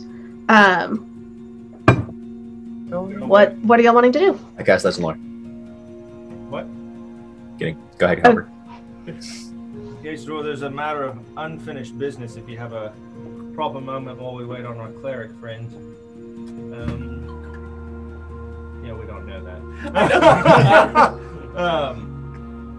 I'm rather curious if you wouldn't mind helping me understand a little bit more of the legend and the lore behind Abenar. Lauren, while this is going on, I removed the chest plate and I'm putting names into it. Good deal. Yeah. Oh yeah, you missed that. I guess you'll have to watch the episode, huh? No, I'll tell you in a minute. It's fine. Or if you come out in time. Yeah, because this will take you a little bit to do, Doran. Yeah. I believe I could help with that. We did get a little sidetracked after the orb. I would very much like to know a little bit more.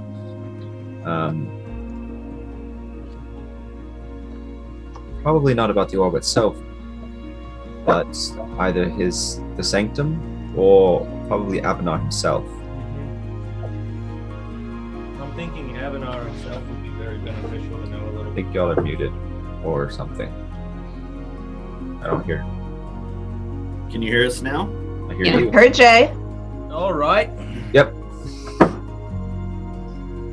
Well, I think learning a little bit more about Abenar would be the most beneficial in this moment. Well, if you give me 10 minutes, I will let you know what I find. I appreciate that. Take all the time that you Magic need. powers activate. I will use my last components that I have for legend lore and cast it on Abanar. Hey.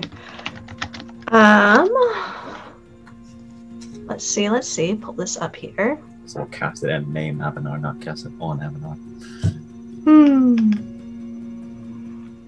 So you pull out this very high quality incense and light it, and you pull out your ivory strips and you inscribe the runes that you need to with the somatic components, with the hand motions that you need, and you focus your magic on Avanar, and you get this information. In life, Avanar Dushani served as an archivist at the library for nearly 5 centuries until his relentless thirst for knowledge led him to pursue forbidden arcana. His vile experiments in lichdom were discovered shortly after his transformation to undeath.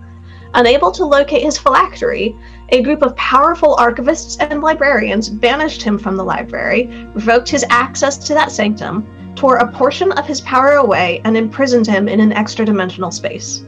That malicious remnant of Avanar's power now acts as a key, longing for its originator, waiting to be used, and thus to free Avanar from his long imprisonment. So recap for those of us who are a little bit on the dumber side.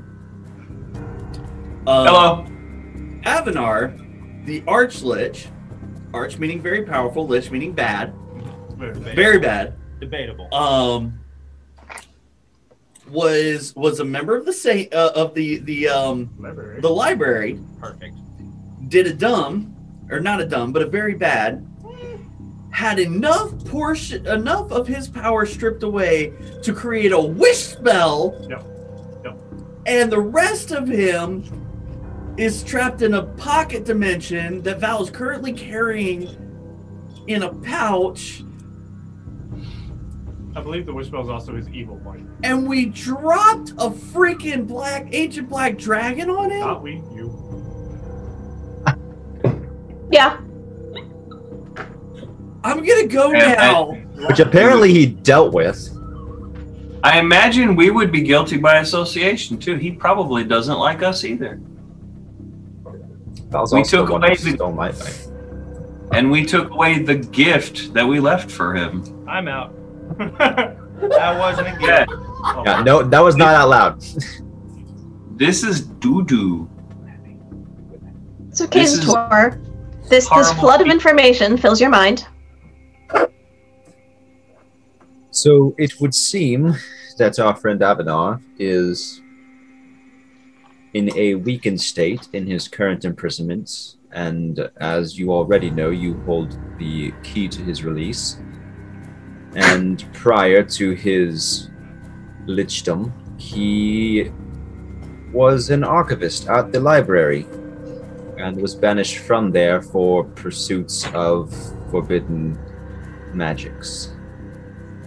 That's the gist of it. Also learned his last name, but I don't remember it. So you didn't learn it. I recorded that. I started recording Legend Lores. It was Avanar. It's okay. I have a text document that has all of the that I read out, so I can text that to you. I know I can't take notes that fast, so I just record it so I can add it to notes later. That I'm not always like, Lauren, what did you say? Yeah. Last name was Dushani. Dushani. How do you spell that? DU space CHAGNY. Avanar the douche is trapped in the orb. Hey! I should have known. So it's Avanar the douche and he, i.e. Val. Yeah, you should have known, Lauren. You should have known better. Avanar the douche and Captain Ignoramus. Ignoramus? So many villains. Captain So little time. Ignoramus. We're not drunk. So, We're all adults here. It's fine. I don't really know what to do with that information besides what we had already decided to do, which was not use that orb, but rather conceal it. Don't. Is that what we decided? Or is that Well, what we you all. decided in your head without telling me? No, that's what we mentioned because I suggested possibly using it to control, and you didn't like that, and you liked it. Come on. You. Dang it. Yeah. You. I believe said that we should. Very good to know what we were dealing with before we. Yes. Sure. Just let it go. To recap, you're still opposed to the controlling aspect, though. You're opposed to the controlling aspect? What? I'm asking if you are. Initially or originally, pick a word, you had been opposed to my idea of using the wish spell because it would release Avanar, so I said the only safe way to do it in my mind would be to use the wish spell to control Avanar, but you said you didn't want to control someone. I'm just saying, so you sound like you're not necessarily opposed to using the orb under the correct circumstances, but you would still be opposed to controlling. I think. Just want to make sure. I might know someone who loves books and knowledge and reading rainbows. Who might be able to. That was a good one. That was good. Might be able to inform on what type of dark, secretive magic he pursued and forbidden knowledge he chased after. Was it the type of forbidden knowledge that Sullyx chased after at the temple? Much worse. Well, it was lich. He was pursuing arcane things related to lichdom. He was trying to either become a lich or increase. It was slightly vague. Roughly. Yes. All I know is in this world everything is weird and nothing is what it seems. And frankly, dragons are not all bad. Who would have thought? Who would have thought? Also, there's two people who love books and reading rainbows and like magic-y things. So I'm guessing you're referring to Rye specifically because the title of the library. But I just want to clarify that. That's what yes. I very much appreciate all of your wisdom, and I think that you possess much. I think in this case, the fact that she belongs to the Sanctum that he came from. One of the people who captured and imprisoned a dude for doing something, I believe that was bad. So they're good, maybe. No, I think your knowledge is in a different avenue. Avanar? No, man, I was gonna say in a different orb, in a different dimension in Val's pocket right now. Yes. He's got the best luck of luck. He gets all the fun items. Yes, that's one way to put it. Yes. Yes, he has Avanar in his pocket. At least he has a minimized sphere of influence. I don't think without releasing him he can really do any harm as long as Val stays out of the orb, which I think he knows to do since he was threatened last time he was there, so... Things just got so much worse. But generally people who release other people are kind of like, those people released are nice to the people who do the releasing. Especially if the people who do the releasing offer to buy the person released a drink. That's sweet release, though. Sorry, wrong character, wrong campaign. My bad. It's fine. Hey, Caroline, sweet. I need to go ask Rye a question. Why me? Why me? Episode title. Why me? The people are alive, people who should be dead. I suppose here's the... They're alive. They know things they shouldn't know. He's from the library. She's with the library. There's another library that's not the library with the library. That's got another world that's not even a sanctum attached to sanctums. Dungeon Master, can those of us not in the secret room hear him go on the diatribe he's going on about? Who's on first? What's your passive perception, Doran? Oh, no, probably not hearing. I'm hammering away at something anyway. Yeah, and Ryan's probably talking with Gertie at this point, so. Which one? Passive perception? Yep. Oh, that's an 11. No. Every so often you may hear one of the louder words, but no, not really. Not enough to get any sense of the conversation. It sounds grumpy enough. I'm like, I'll deal with it in a minute. Mm-hmm. An easy day. It'll come to me, I'm sure. My question is, I guess, since this is under control for right now, should we wait until after this mess here in Dragon Throne is dealt with? Just so we're not distracted. Or do you think, unless you think unless that could be a benefit here, which I'm skeptical of, but open to. I'm open to many things right now because I don't like our position much at all. No. But I don't know if releasing an Artlist in the world, though, is going to improve our situation. Lauren, Yes. when we were in the Sanctum, in the library Sanctum, was it Sunday? We took a rest. So that means this is definitely Monday, because it feels like a Monday. Oh, yeah, totally a Monday. And it's probably a Monday. Like, it feels like it's the Monday, it's the first Monday of a month. It's like a month known for celebrating practical jokes and pranks and just all manner of nonsense. It's the moon. Episode title, The First Monday. It's like, I don't know. It's the Monday. I don't know what to do. Yesterday was nice and then it was weird and now it's definitely worse. And it's a Monday. It's definitely a Monday. That's what today is. I'm just going to open the door. It's a Monday. Dang it. Right? It's Monday. I have a question. Why was it?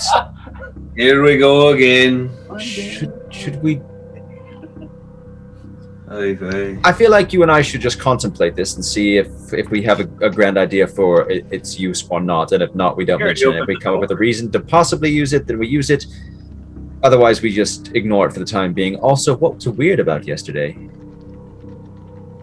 There's like an entire weird secret society of worlds that don't touch but do touch, and everything doesn't make sense. And I don't understand our Sanctum anymore. And I was hoping to understand it more, and I don't. And I don't understand my own past much at this point anymore. Did he actually open the door and we hear this going on? Oh, this door is open right now. Good. I feel like you're experiencing some anxiety. This is anxiety. This is a reflection on truth, my friends. Truth does not make me anxious. It makes me happy. Very interested in the whole world's touching and not touching thing, and but we Is can he having a talk mental about that later. breakdown? No, Rye. In the middle of just getting some tea, talking to Gertie, and she's like, Just the way he said that, right? So, Rye, what have you been talking to Gertie about? you know, I was trying to have pleasant conversations so we could have like this whole thing together. So probably just like, so Ryan Haka seemed to get along very well. Interrupt them, Halbert. Oh, yes. Working on it. He's a dear boy and taking such good care of her in recent days. Oh, yes. She brought up a couple of things. He seems so protective and good with children and tall, very tall. I'm going to David Uriah that boy. Somewhat overprotective. He has a very strong instinct to sitting make off sure to the she is side. safe from harm. Oh, yes. I've got one of those myself. Admitting things. She's very capable, much like yourself, it seems. Quite able to protect herself in most circumstances, but do take this with a grain of salt, my dear, but it can be nice sometimes to have one to depend on when needed. Oh, yes. Mine is faithful like the sun, and it's absolutely wonderful, except whenever it's aggravating. Oh, that does sound like a man, doesn't it? Yes. Wonderful until they're aggravated. Yes, entirely. Just ignoring the two of you and working just in silence.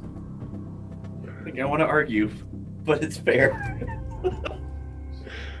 Oh.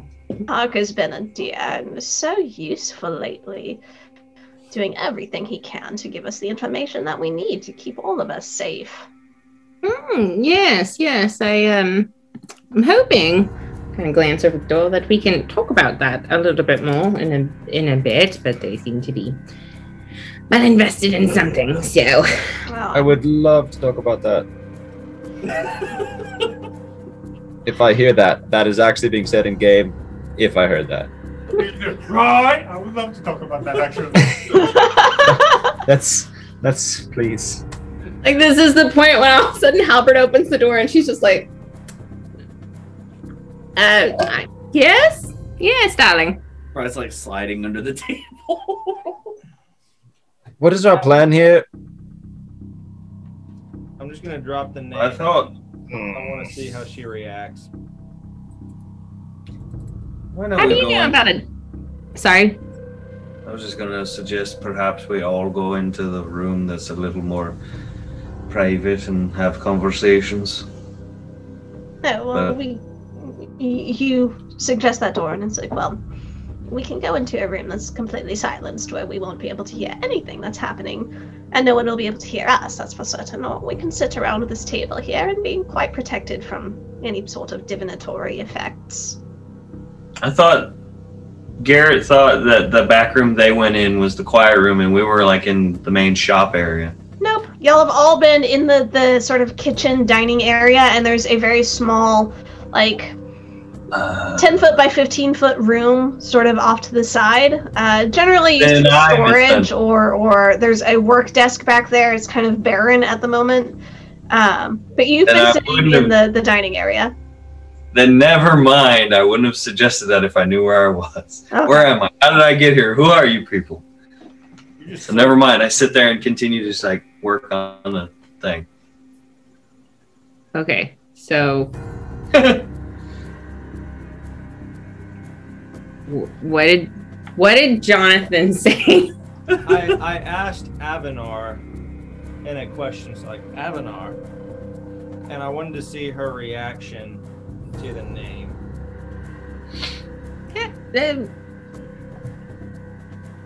Yes? How do you know about a child spook? Child spook. Oh. Yes, he's did you hear this at all whenever you were at the library? I mean, it's very old. It's mostly talked about by parents telling their children, like, don't do something terrible, Avanar will get you. Oh dear. No. Yes. I mean, he's been talked about a little bit, but I mean, I know he's got a history at the library,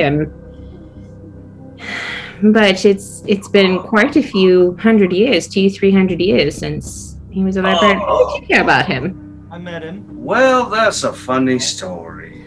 So, do you have any idea what's fact from fiction? Well, it's, as far as I've been told, the situation was handled, so it's not something that, unless you are actually a historian, interesting expression, darling, unless you're a historian of that particular subject, it's not something that most of the library is, it's not discussed widely, other than if you do something terrible, that you could end up with a similar fate. Consider us all newly invested historians. Time out. Let's just take a moment. Oh, I can hear you now. Let's just take a moment to reflect on the fact that she just said the threat to children is if you're bad, we will strip you of part of your life force and lock you in an orb. Yep, no. No. Is Was releasing Avanar on them. yeah, the person that they did that to will come and eat them or something. Or you don't want to get him like dealt with like him, is what she just said. Rogue librarians. What she said was librarians who be careful at once you're invested, because this is the fate that could potentially happen if you go down the dark path.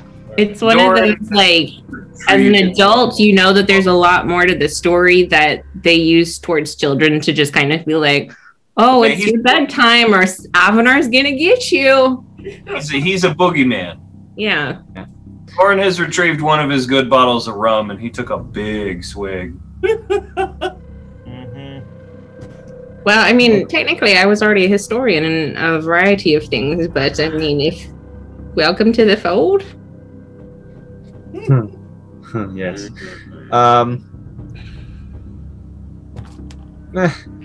Who wants to tell the story? We could do that game where we all say a word and it like slowly compounds into the story and it all unfolds. And I don't know if you've picked up on this, darling. I don't have a massive amount of patience. We have Avanar and an orb, and we could set him free with a wish, but we don't want We've met to. the Probably. man and he's very angry at us, or at least we presume he's angry with us. I love you so much, K-Store. So much. She said she was impatient, so I cut to it. That was the wildly Time out. abridged version of the. She's impatient and rarely tells the full story, so you just give everything right there. That's what I do. Oh my god! Have you learned nothing from working with her? I love this dirty episode. Just another. He is just like staying out of this, just watching, very attentive. She's getting tea she did not expect to have for breakfast. Just Ryan's another doing that big whole thing where she's just kind of swig out of that staring. bottle. But since he's handled, it's fine. Bad as it sounds, they're really not that bad. It's handled. It's fine. Where is this orb? Val has it. See, that I wasn't gonna say. Well, we need all the pieces on the table right now, don't we? Hey, I'm not judging. I just want Halbert to know I was not gonna say it. It was really for my sake, but you're welcome.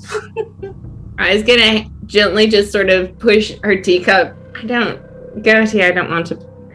Oh, my stomach. Some You soothing have to blend, find I Val. understand. We have to Gertie find gets up to Val. go make a different blend of tea for you. Oh. We need Val and we need Sullyx. We need to figure. Val and Celiax, you have an archlich. I know that. Archlich who is an enemy of the library because of what he did to become an archlich, and you want Val and Celiax. We want Val because he has the Archlich, and that's probably not good. However, Gertie, have you heard from our cleric friend? He was supposed to meet us here. No, not since yesterday. Oh, goodness. He's a bit late, I must say. Not very prompt at all. I Ryan just understand. immediately gets out the journal that she has that tells us between her and Alice and just starts writing. You know, I can understand the being Gotta upset. look I at dispel it. magic on you? About it, you know, it's not like it's my fault he has the bloody thing. We just need to get the damn thing back. And Halbert said, "What did you want me to say?" You Nothing. can respond to that. You just shut up. It's as simple as that. You're the one who wanted to ask her questions about the Archlich. Yes, because we met him. I wanted to know. I was going to tell her the truth and just do what she does and not tell the full story. And I'm saying this telepathically. Yes. Wait, I told her the truth. She asked. No, you told her all of the truth. She never tells all of the truth at once. Don't you learn from her? I am not her. That was an interesting And way I am to- proud of that. Steal things, but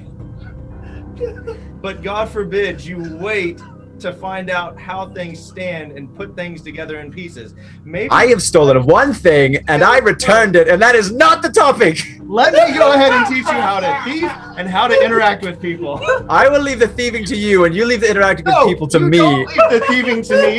You do the thieving yourself, and then you I stole one thing. get back. So basically what Gertie sees is Rye writing furiously and Halbert and K-Store having this intense staring contest. Yep. Dory just Yep. drinking. Yeah. No, I've been taking a few big swigs as this all has sunk in how bad this is. How screwed we are. Nowhere to be found. Yeah, right. As soon as you get to the part, like, you get mostly through explaining the situation, Oust just writes back in big, dark, bold letters, do not engage. All caps. I'll respond to that and be like, it's that sort of like starting, stopping. He just sees ... on his paper. The cleric, darling, the cleric. I don't know, the cleric. I can't. A moment passes, and then you get a very quickly scrawled tracking now information soon. At least somebody's trying to find me. I appreciate that.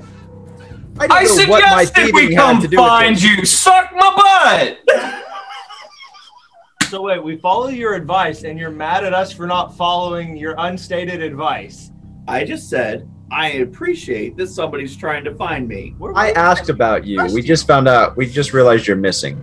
Well, and we don't know that you're possessed by a Satan blade. And technically, we don't know that you're missing. I didn't say nothing about that. All I said was, thank you, Lauren, for having somebody look for me. That's it. That's all I said. It's the hurtful connotation. Infer what you will. Man. What you meant. All right, so I don't know what my thieving has to do with this, but I gave all the information, and I don't know what information you would have left out that would have been relevant. Mainly, I would have asked about Avanar first. You did, and then she asked about Avanar, and then I responded about Avanar. And she was... Guys, all right. Cannot wait to help you bungle something so good. It's gonna be fantastic. Fan-flipping-tastic. I'm gonna go find All right. We bungled it. I take offense. That was all in our heads. Oh. So, Jirai,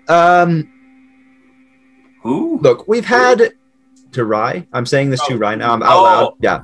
I heard Jirai, and I was like, what? Crossover. We've had him for a while. Everything is under control. He cannot be released. Comforting words. I don't. What do you want to hear? What information? Not like I'll say anything to please you. What information would you like? And what information can you give? Just keep digging. Just keep digging. Just gonna kind of look out the door and then look over at Gertie. The tea has been lovely, but I'm finding that it's not enough right now. I just hold up something a bit stronger. That would be lovely. Your friends will tide you up. I'll get something prepared. No worries. He was. I just offer the bottle. He was an archivist. I don't know what else to tell you, darling. He was an archivist. You seem very upset that he's in our possession. First of all, what part of Archlich makes you think it would be good that it's in anyone's possession? I don't know. Well, because it's going to be in someone's, and better ours than a lot of other people's. And to be fair, we did not know that he was an Archlich apparently until recently. That is also true. I'd like to know... This is new information that we've received. He claimed to be starting his own sanctum, just in the caverns. Okay, Halberd was saying something. Oh, wait. We're not hearing anything come through. Oh, wait, don't worry. Oh, there's words. Okay. Alright, so Kazator, go ahead then.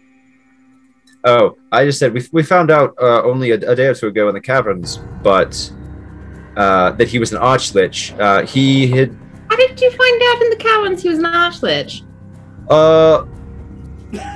Yes, Kazator. Kazator is now thinking like, what information do I give and what do I not? So Halberd doesn't yell at me again.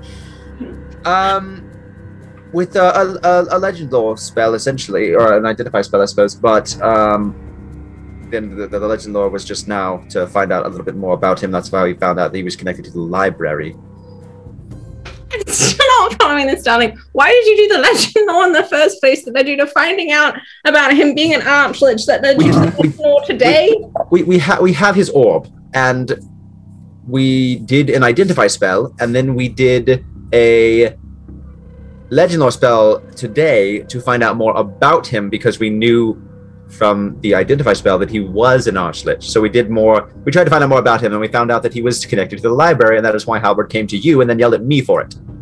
Point of order, these are two Halbert's separate yelling at items. you. It doesn't matter. Halbert yells at everybody. Val wasn't there when you did. Val wasn't there whenever you did. You and Halbert went into the back room. So what were you casting Identify on? I don't understand what's happening, darling. There are two orbs. It's not. There are two orbs. There's a second orb. It's not important. The important thing is Avanar. Garrett was trying to make that point of like, there's two items, right? There's the orb, and then there's the puzzle box. Wait, what do you mean? No. What does a puzzle? Except for Case toward me. No, that was not in character. Okay. There was no shitty Irish sound. There's a second Like, time orb. out. What? Everybody knows. What do you mean? There's a second orb? Yes. It doesn't. Okay. Here's the point. He is trapped in an orb. We have the orb. He is an Archlich, and we were just curious if you had any more information because The information I have is that orb needs to not be with Val. It needs to not be with any of you. It needs to be with the appropriate authorities at the library. And whatever the second well, orb it would is, seem that the appropriate there. authorities are the ones who lost it in the first place, and we had to retrieve it.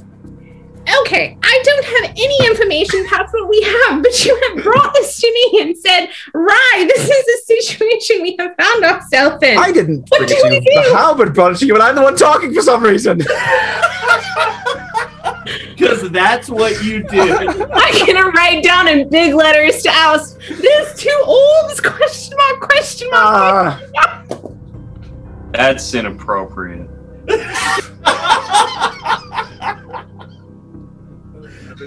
It's all gone wrong.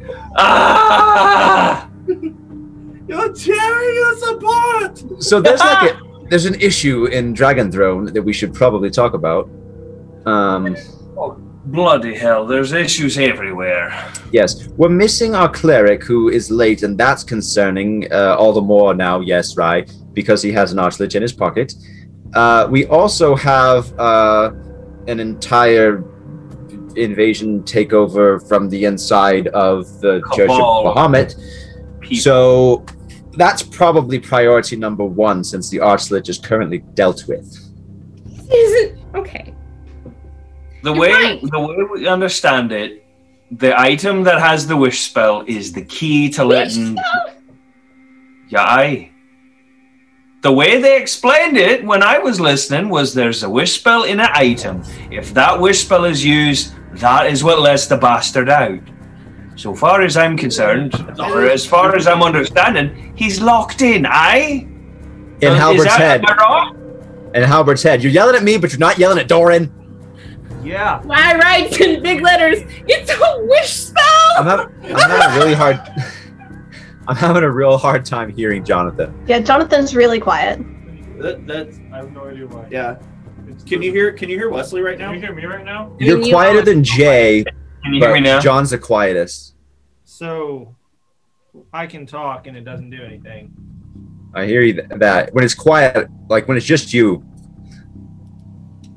Problem is, we're all yelling at each other. Yeah, I was gonna say part of it is that we're all talking over each other. Man, it'd be so good if we could be at the table and yell at each other in person. Right. You're gonna make us all cry, Garrett.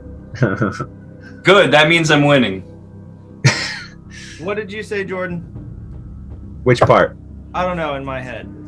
Oh, in your head, I was like, you're yelling at me and you're not yelling at Doran because he's talking about the wish spell at this point. I'm just gonna look at you like, yeah. Who was? And I'm gonna respond back. I'm sorry, I don't recall Doran being the one who knew about this wish spell. I kind of trusted you with something. I didn't tell him about the wish spell. Yeah, I was there, wasn't I? No. Doran was there. Technically, I was there. Garrett, technically, you walked in afterwards, and Jordan spilled the bean, and Casador spilled the beans.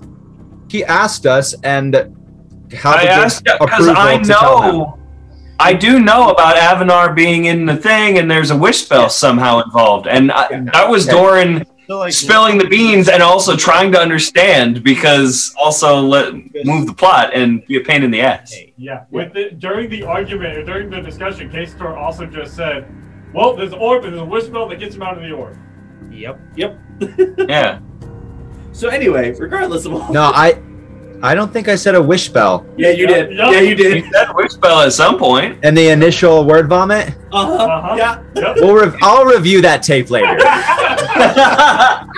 No, that's We'll why use the other take. It's one thing if you're talking about what Val has. Probably did. I probably did. Cool, but then it's like, all right, like this, we don't know what this wish spell is, and now you're like, by the way, we have this wish spell just floating around, and so all of that is just not really great. I love everything about this.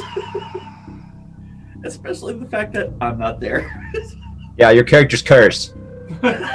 In so many ways. Not anymore. So many ways. No. Oh, yes, he is.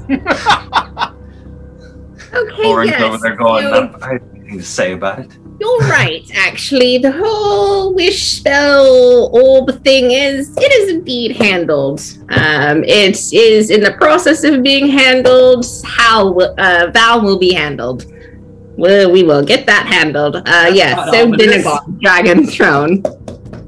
But back to my question, why was he banished? Why was he...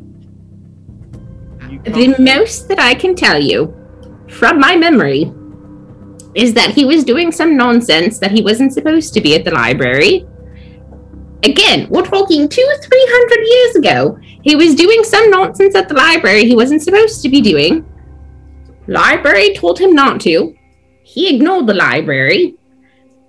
Things led to another, and this is where we are at. My knowledge of him for a very long time was first as a children's spook and then as a story about what happens whenever librarians are not careful around artifacts. That is my knowledge. He was pursuing lich magic. Can I see... Magic. Is there anything that leads me to believe Rye is not saying something? Make an insight check. That's not bad. 17. 17? Lauren, did I finish etching that name yet in the chest Yeah, plate? we'll say you got it. Cool.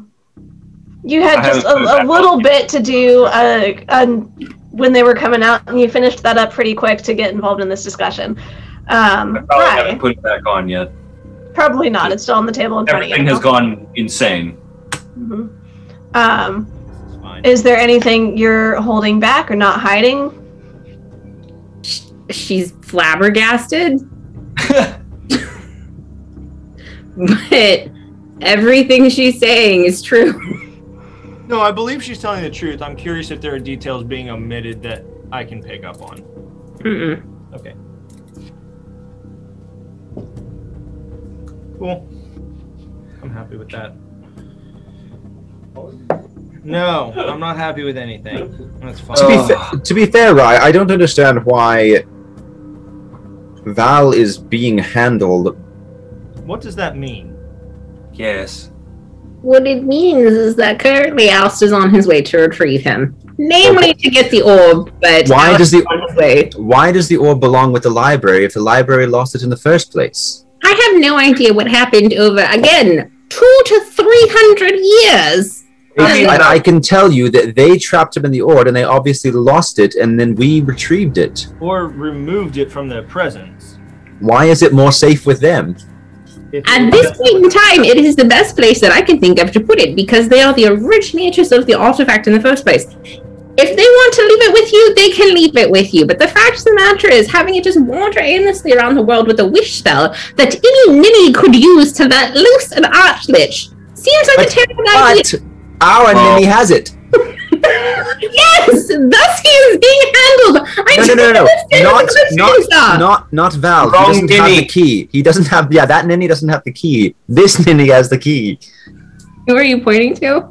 Halbert, sorry, the much more intelligent ninny. Hey now. The ninny that we don't have, he's got the prison. Yes. Gazator, just so you know, when we first started, I would knife you right now on sight. Zephyr strike, full arrow, I would drop you. Are you talking about me? No, Casator. Especially after everything we just talked about. Everything that we just talked about. I'm just gonna look at him and be like, Okay, so let's just consider these circumstances for the moment.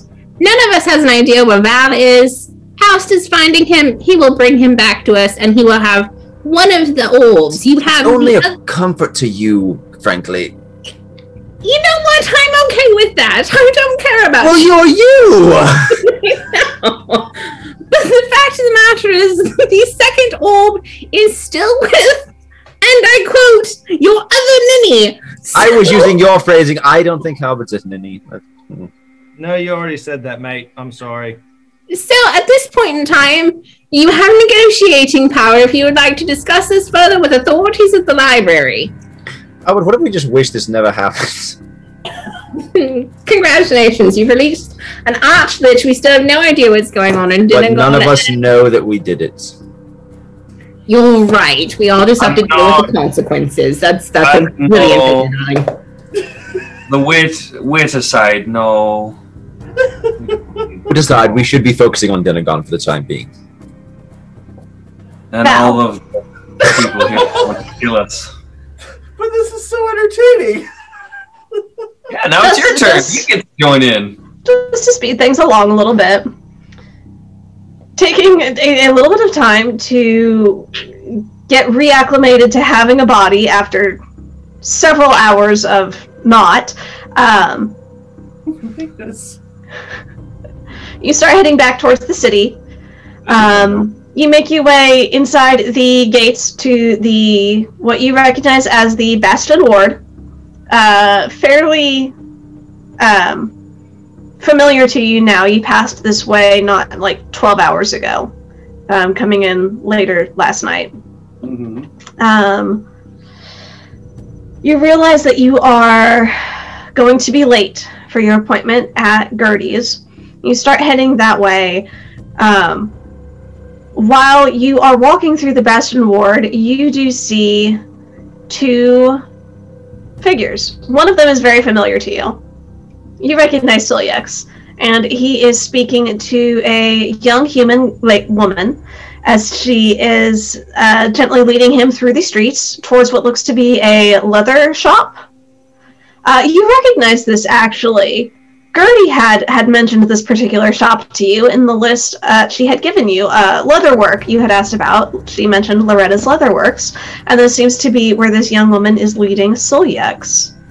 As you're taking this moment to look at them and to observe the two of them in the street, you hear a voice from right next to you. You're late. Bry's worried. Let's go. You look over and you see the familiar elven form of Oust.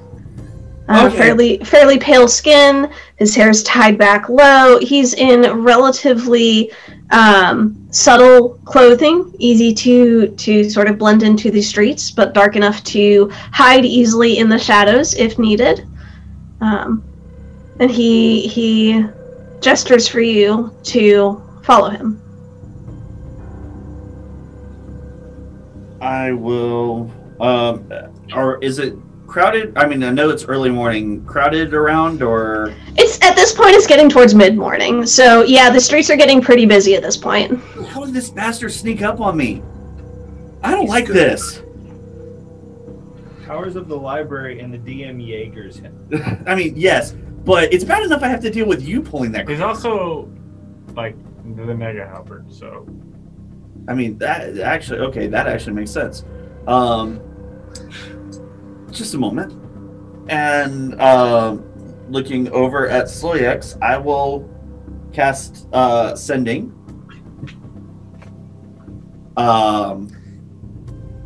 And we'll say to Silyex, say, don't reply. Don't give notice you can hear me. Lose the tail. Get to Gertie's. It's an emergency.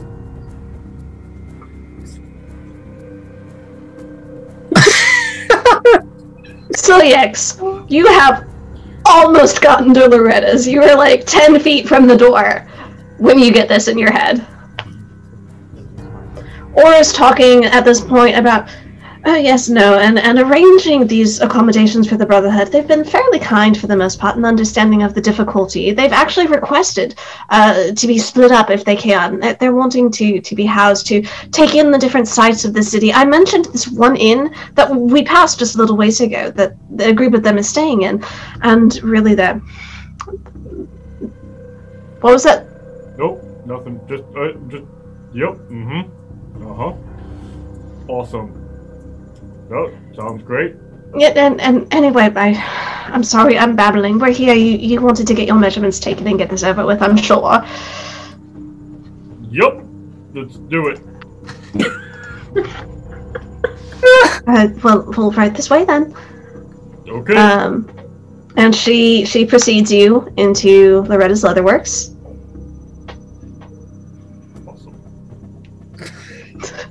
Do you follow her in? Do you go in also? Yeah. Okay.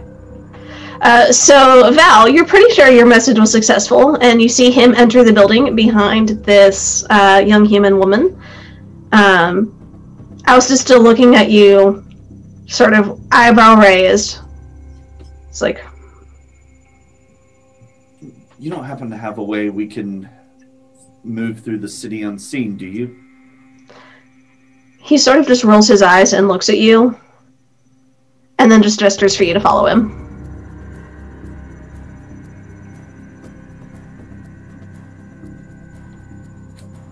Yep, we'll walk. Okay. What I want to do would probably not be appreciated. As you are walking through the city, you get off the main roads, and right. Yes. Okay. You get off the main roads, and then Oust reaches over and touches your shoulder, and suddenly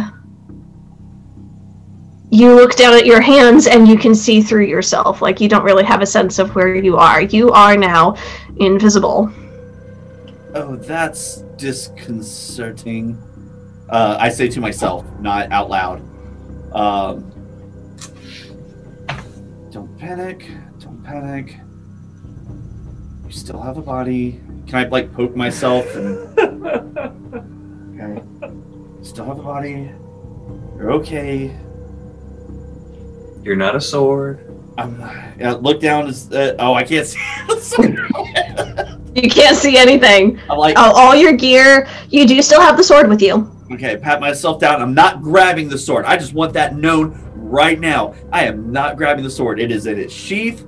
The bullet is wrapped in a piece of cloth. It's tied, like Japanese katana style, where it's like tied to where it can't come undone.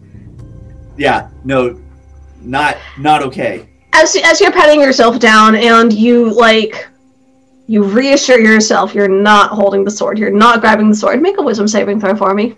Man. That is a natural 18 plus 8. Jeez. Okay, so you reassure yourself you're not grabbing the sword, you're not reaching for the sword. The sword's there, it's fine.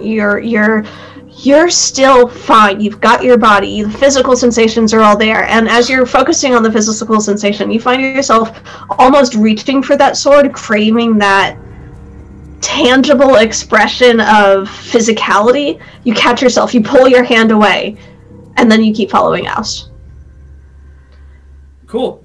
Yeah. I will make my way back to follow Oust, I assume, back to Gertie's. Mm-hmm. Oust very quickly and very brusquely. There's not a single word that passes between him and you from the time he turns you invisible until the time you arrive at Gertie's. He leads you actually through the back way, down side streets and over roofs and through dark corners and through a brief section of the sewer, actually, very directly, very quickly to the back door of Gertie's. He opens it for you, gives you that same raised eyebrow. Well.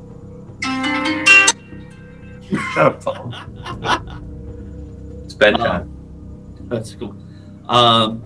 I'll raise an eyebrow back, walk in, look around at, do I see everybody? Everybody but Celiax. Oh, we have a lot to talk about. I am so glad to see that you are all here. Hopefully Celiax will be joining us shortly. But first and foremost, get this thing off of me. And I will point at the sword. I'm not touching it. I'm not doing it. Somebody take this thing away. What? Right. Perhaps less questions, more action, please. I will walk over and take the sword. If I know where he keeps the orb, no, I'll just take the sword. As I do it, I'm also going to say, by the way, you have an ostrich in your pocket, and just walk. The hell? What? I just take it, turn my back, and just like what? Val's just gonna be like, I'm just gonna take the sword and go set it on the table and be like, what is this about, Val? I want to get my blacksmithing tools ready to see if I can do something to the sword. Wait. Val. Yes? Balls? Why? Celiax, or not Celiax, excuse me. Quesator reaches to take the sword. I need you to make a wisdom saving throw. Yeah. Oh shit. 16. He reaches out to grab the sword and to pull it from where it's secured around your waist, and you grab his hand, and you do not let him. You struggle against letting him actually take the sword from you. I'm gonna move in and intervene. I push for a second, then kind of step back. What the heck, Val? I'm gonna look past all of them and look at Alice and be like, darling, help. I'm like, you see, this is not normal. I want to intervene. Lauren, is when he, in this instance, when he refuses to let us take the sword, is he himself? Yeah, does he this is, I don't know what I'm doing. Is he like mentally in control but not physically in control, or is he like, never mind, I don't want you to take it? What is you saw that this was like a very quick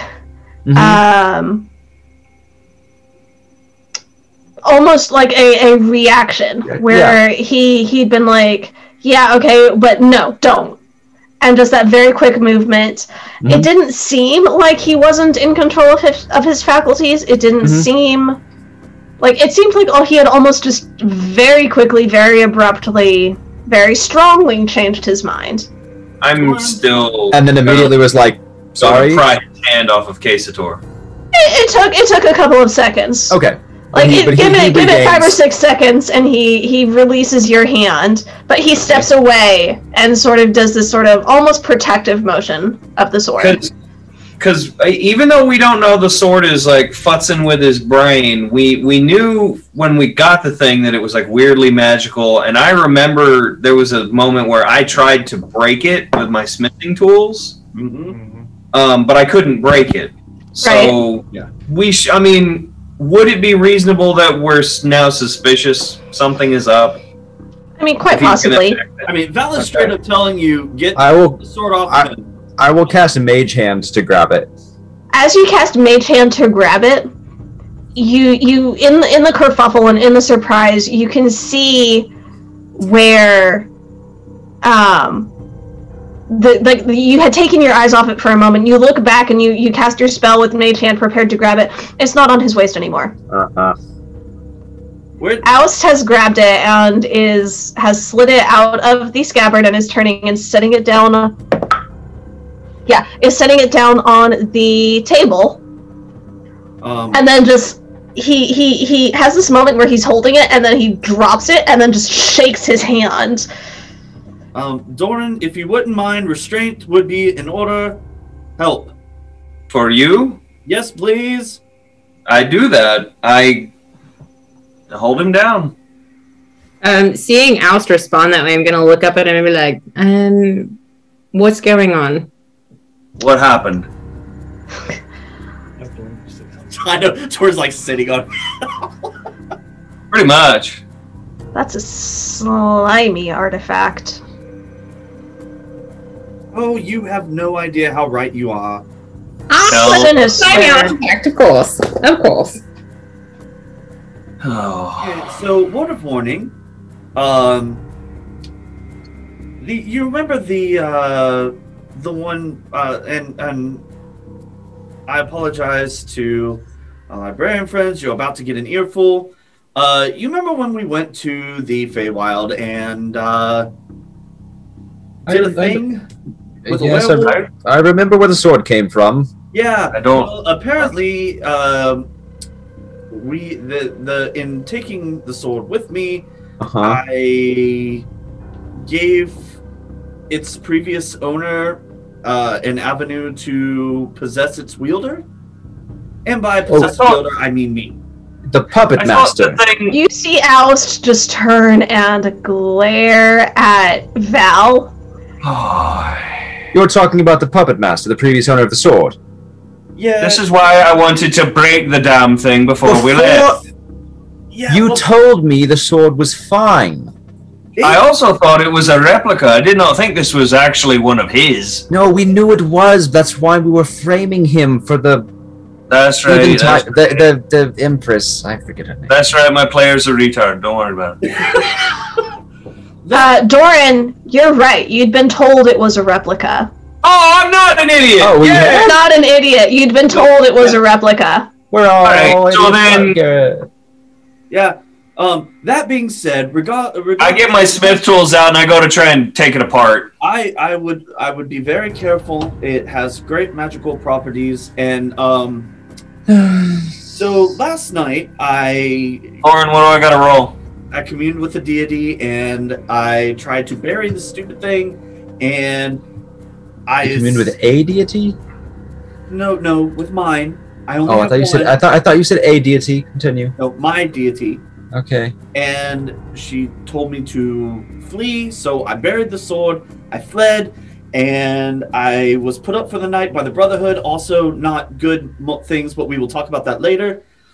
And then woke up holding the sword the next morning. Except instead of me holding the sword, it was the puppet master in my body, and I was in the sword. Point of note, it wasn't morning. It was still dark outside. It was pre-dawn when you woke up holding the sword. Okay. Yeah, okay, then retcon, and I say that instead. And I had to fight for control of my body. It was not fun. Took some divine intervention, and which rarely works, and yes, bad things. First point of order, does... I don't care, just be careful. Lauren, what do I gotta roll? Make a strength check. Does anyone have Dispel Magic? And also, I wasn't kidding about the Archlich, so we should deal with that next, maybe. Yes, we will deal with that next, but yes, I have Dispel Magic. That's only a 12. Okay. You start banging on it, trying to get it apart. You're trying to, like you would take apart a sword to clean it, almost. Yep. This is not coming apart. That's bad. That's not good at all. Dorn, if you wouldn't mind controlling my hands for just a moment. Stay seated, but just give me control of my hands for just a moment. I'll just get rope out, tie him up. Okay, just make sure I can do this because I need to cast a spell. If I inspire him for an ability check, does that count for Dispel Magic? A roll? Is that an ability check? Yes. If he's rolling to dispel something, that would be an ability check. Okay, dispel the magic. I'll go ahead and grapple him enough to keep him from going anywhere. I guess. Just hold on to his chest. Pretty much, yeah. I'll just bear hug him. But I can't argue. Like up under his arms or bear hug or whatever. Okay. Keep him from going closer to the evil butter knife. I will give Val inspiration. How are you inspiring him?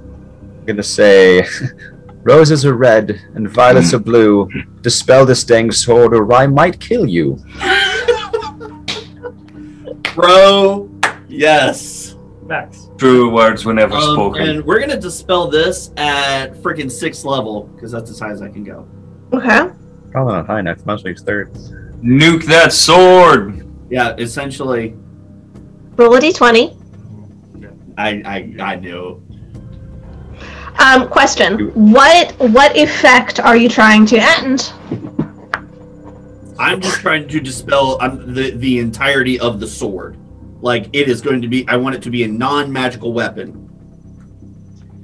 Or can I focus on the and this is me, Jay, trying to figure this out. Can I focus on specifically the curse channel possessing aspect of it? Because I know dispel magic, you can cast it on an object or a magical effect. I didn't know if that possession counted as a magical effect. The curse possession thing. I would just go for making the whole thing be just a doo-doo sword so we can just destroy it. I guess that's the question. If you target the object, does it just make it non-magical, or is she gonna? Yeah, that's kind of what I'm asking. I am looking that up. Just a moment. Because if I can. Because you're right that Jay, that it says like choose one creature object. Like you can target an object, but then on a successful check, the spell ends. Right. So it's like almost a discount. Like I don't know. Val. Yes. You would know dispel magic is particularly used to break other spells. It doesn't usually work on a magical effect that isn't a spell. And it doesn't usually work on the properties of a magic item. How do we unmagic an item? So if the item is imbued with a spell, like when I was making the staff for Veneer and I was putting the spell heroism on the staff, that would be the kind of object you could target, Lauren, is that right?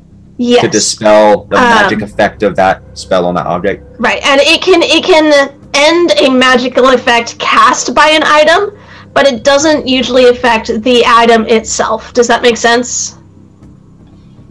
Yeah, I think so. Can you focus on like a dominate person type? That's what I'm trying to think is there a way to magically make my blacksmith tools magic so I can unconstruct an item? So we did figure out time because he did identify it, but some of the stuff was kind of hidden from him. Anyone know where a volcano is? Just yeet this thing in there. Throw it in there with some jewelry. I have. This may not work, but it's worth trying. Can I try casting a holy weapon on it? And seeing if that cancels out the evil weaponish? What does Hold holy up. weapon? I'm looking that up right now. What does holy weapon do? That sounds you imbue a weapon you touch with holy power. Now, granted, the spell is like it emits light, it does damage, blah blah blah. But I'm like, you know what? Let me see if Lauren will, let me do that. If not, cool. I have one other option.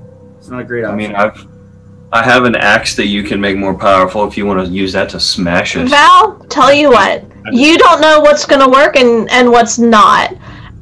So try what you're going to try, and we'll see what happens. All right. So, Jay, did you cast Dispel to try that? No, I kind of retconned that because she gave me information that Val would have had prior to trying that. All right, it's 5th level spell. Do you have a weapon to use?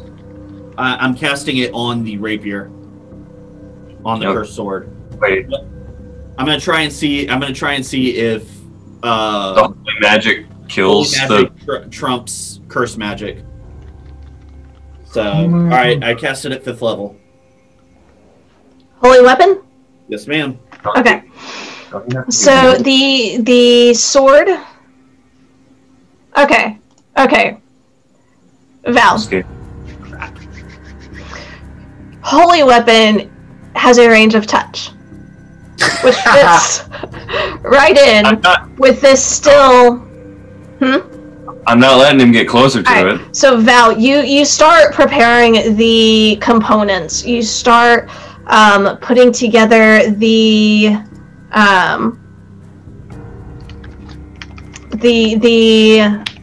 things that you need, preparing the words in your mind. You begin to speak, you start moving towards it, and Doran is still holding you back. You cannot get close enough to actually cast the spell. You told me not to let you touch it. Well, more along the lines of just keep me from doing something stupid, or uncharacteristically stupid. Let's go with that. I will need to be able to lay a finger on it to cast this particular spell and see if it works. If it doesn't, we have other ideas, but at the moment, this could quite very well be the most dangerous thing in the room at the moment. Wonderful. I hold his wrists and let him go down to touch the sword. You open palm them shits. You start to grab. I pull you away. You just need to go one hand, just. Yeah. So casting the spell does take somatic components. So he is moving his hands in the motions that he needs to cast the spell. So you're holding onto. Are you trying to do both of them and like? Describe the scene for me. Lay this out for me. All right. I let him do his mumbo jumbo, but then when he's ready to actually touch it, I'm holding onto his hands to make sure if he starts to grab, I can break his wrist. Okay, so think the movie. Was it Ghost? What's the movie? They're doing the sculpting. Sure. I like Doris. Sure, we're ghosting. Like doing all this stuff. Yeah, I'm behind him. We're ghosting right now. I'm sure this is a great impression on Oust. Rye is totally gonna stick with this party. I apologized ahead of time. Regardless, Lauren, we do the thing. You do the thing. As you are imbuing the sword with this holy energy, I need you to make a wisdom saving throw. The whole time he's hearing the dwarf grumble in his ear because. You know, he can't avoid that, and neither can I.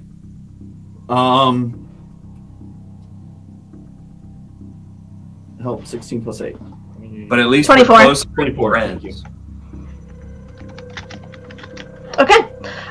You as you reach out to touch, there's this craving that rises up in you. You know it is powerful. You know it is useful.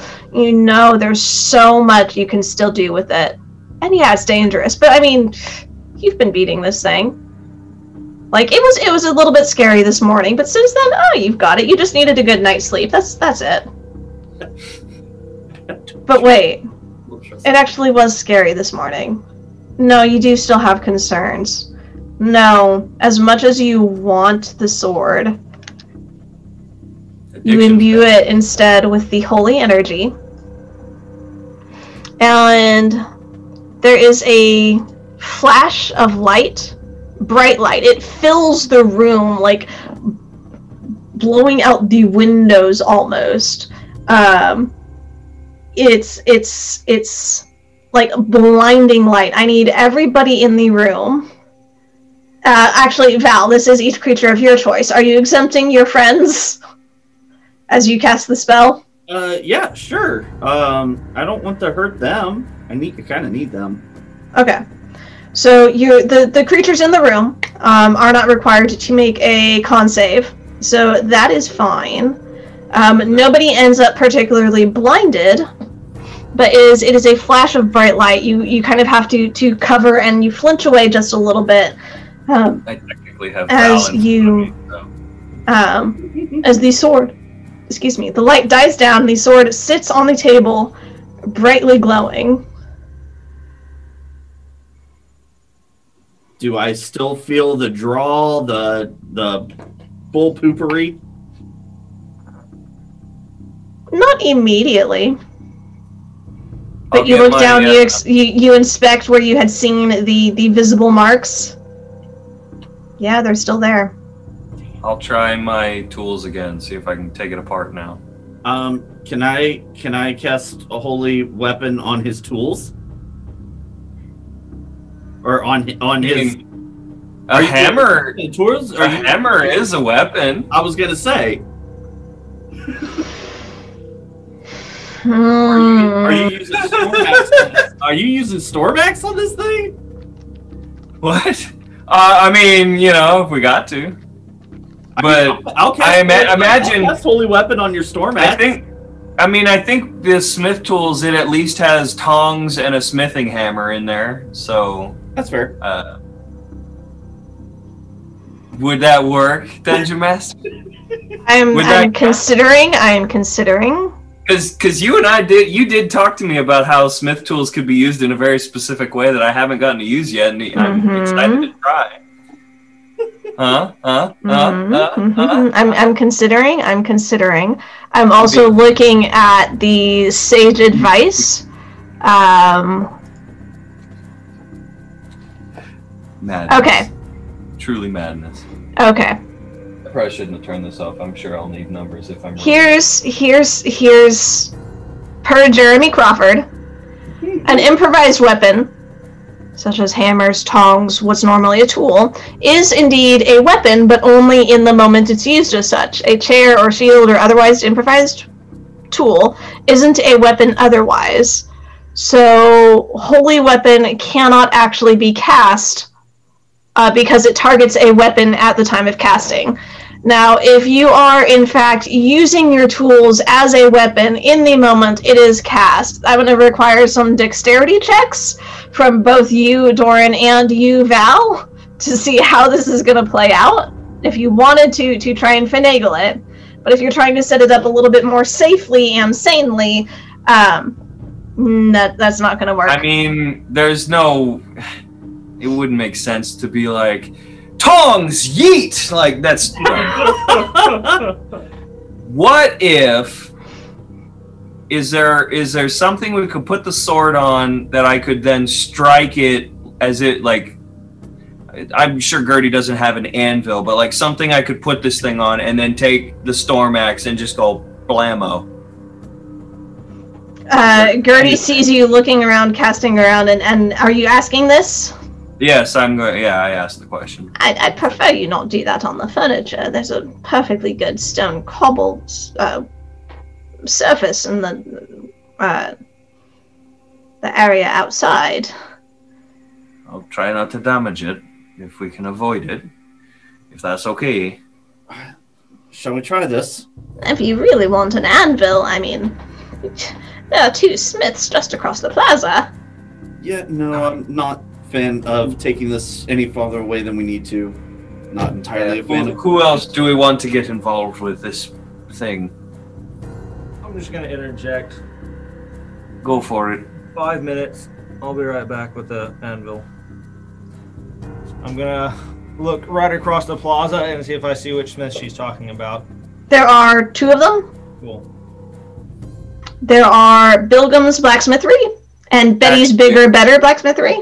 Always go to the bigger. I'll go once he starts to leave. I'll think about it and be like, all right, I'll go with him to see if I can convince them to let me borrow it. Okay. So you're going to Betty's Bigger Better? Yes. Okay. So you walk in. Betty is manning the forge herself today. Stout dwarven lady, hardy clothes, worn leather apron. You see the scorch marks on it. She looks at you and she says, "What do you need?" An anvil. An anvil. A strong one. Certainly. Not a strong Free use over there. I'm gonna need to take it with me. Now, son, you know how heavy those things are. I'll pull out a piece of gold and put it there. I'll buy it. Oh gosh, now I have to look up the cost of an anvil. Probably more than a gold. Yay! We made Lauren look up a goofy ass thing. Right. I'm so happy. Okay, When okay. When I walk up and hear him saying that, I just, I'm ready to heft the thing if he's ready to buy it.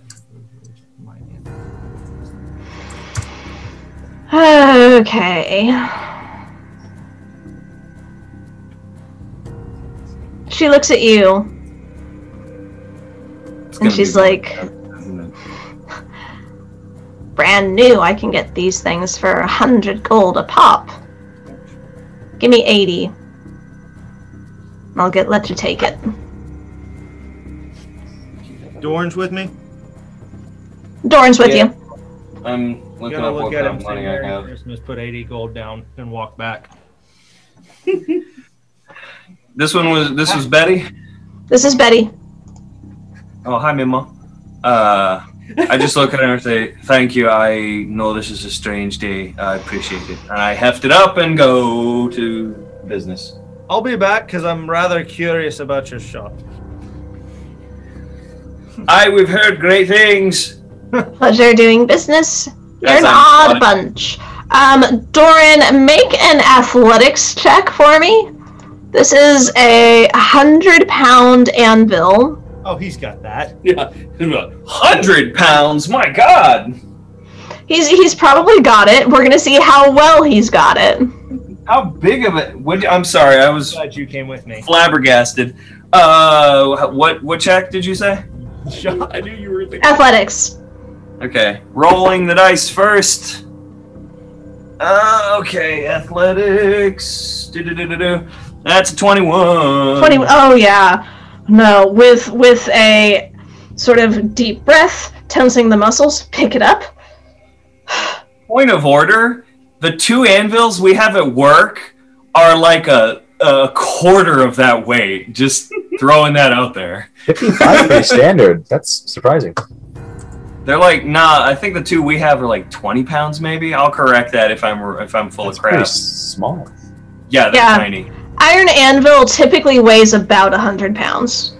You might have made of a different metal. Steel, I don't know the weight variations between metals off the top of my head, so I'm not going to Ones speak we to have this at because work the are internet is forever. small. Yeah, Mhm. the ones we have at work are small, so I don't know.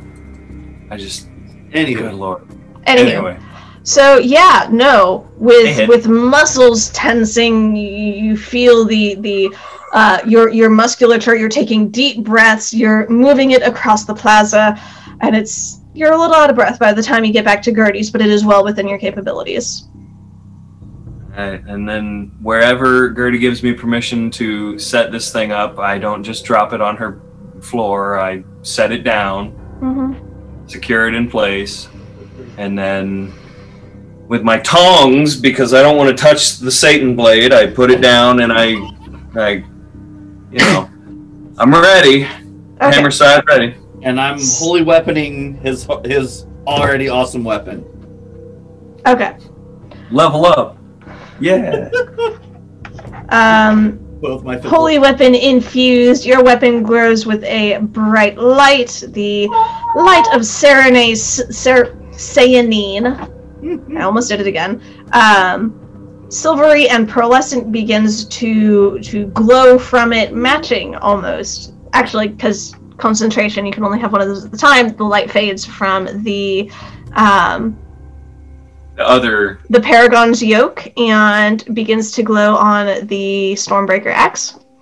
And I was very confused. that is okay. I forgot that We that will was get it straightened out.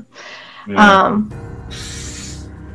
Ready? You lift, you begin to swing, you impact, there's an explosion of bright light, the light fades, and the sword is still intact. As you begin to ponder over how you're going to deal with this, we will go ahead and stop there for the night and jump back into how you are. Hold on, wait. I get 3 attacks on my turn. Action surge. No. Okay. Here's the thing.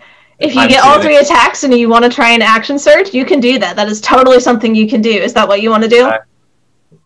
I'm kidding about action surge. I mean, I imagine I'd try if I could. I'd try to take a couple swings. Yeah. Okay. So you take your full strike, just getting your whole weight into it each time, and it's an inanimate object, so I'm not going to make you roll to hit in particular for this. Thank you. But as much as you try to beat at it, as bright as the glow to your weapon is, you cannot make a dent in the metal of this sword. So we will go ahead and we'll pause there for the night. Thank y'all for joining us. Thank you for coming along with us on the adventure. We really appreciate it. So thank you. Stay safe out there this week. Stay healthy. Stay strong. Come back and see us next week. Thank you. We'll see you then. Bye.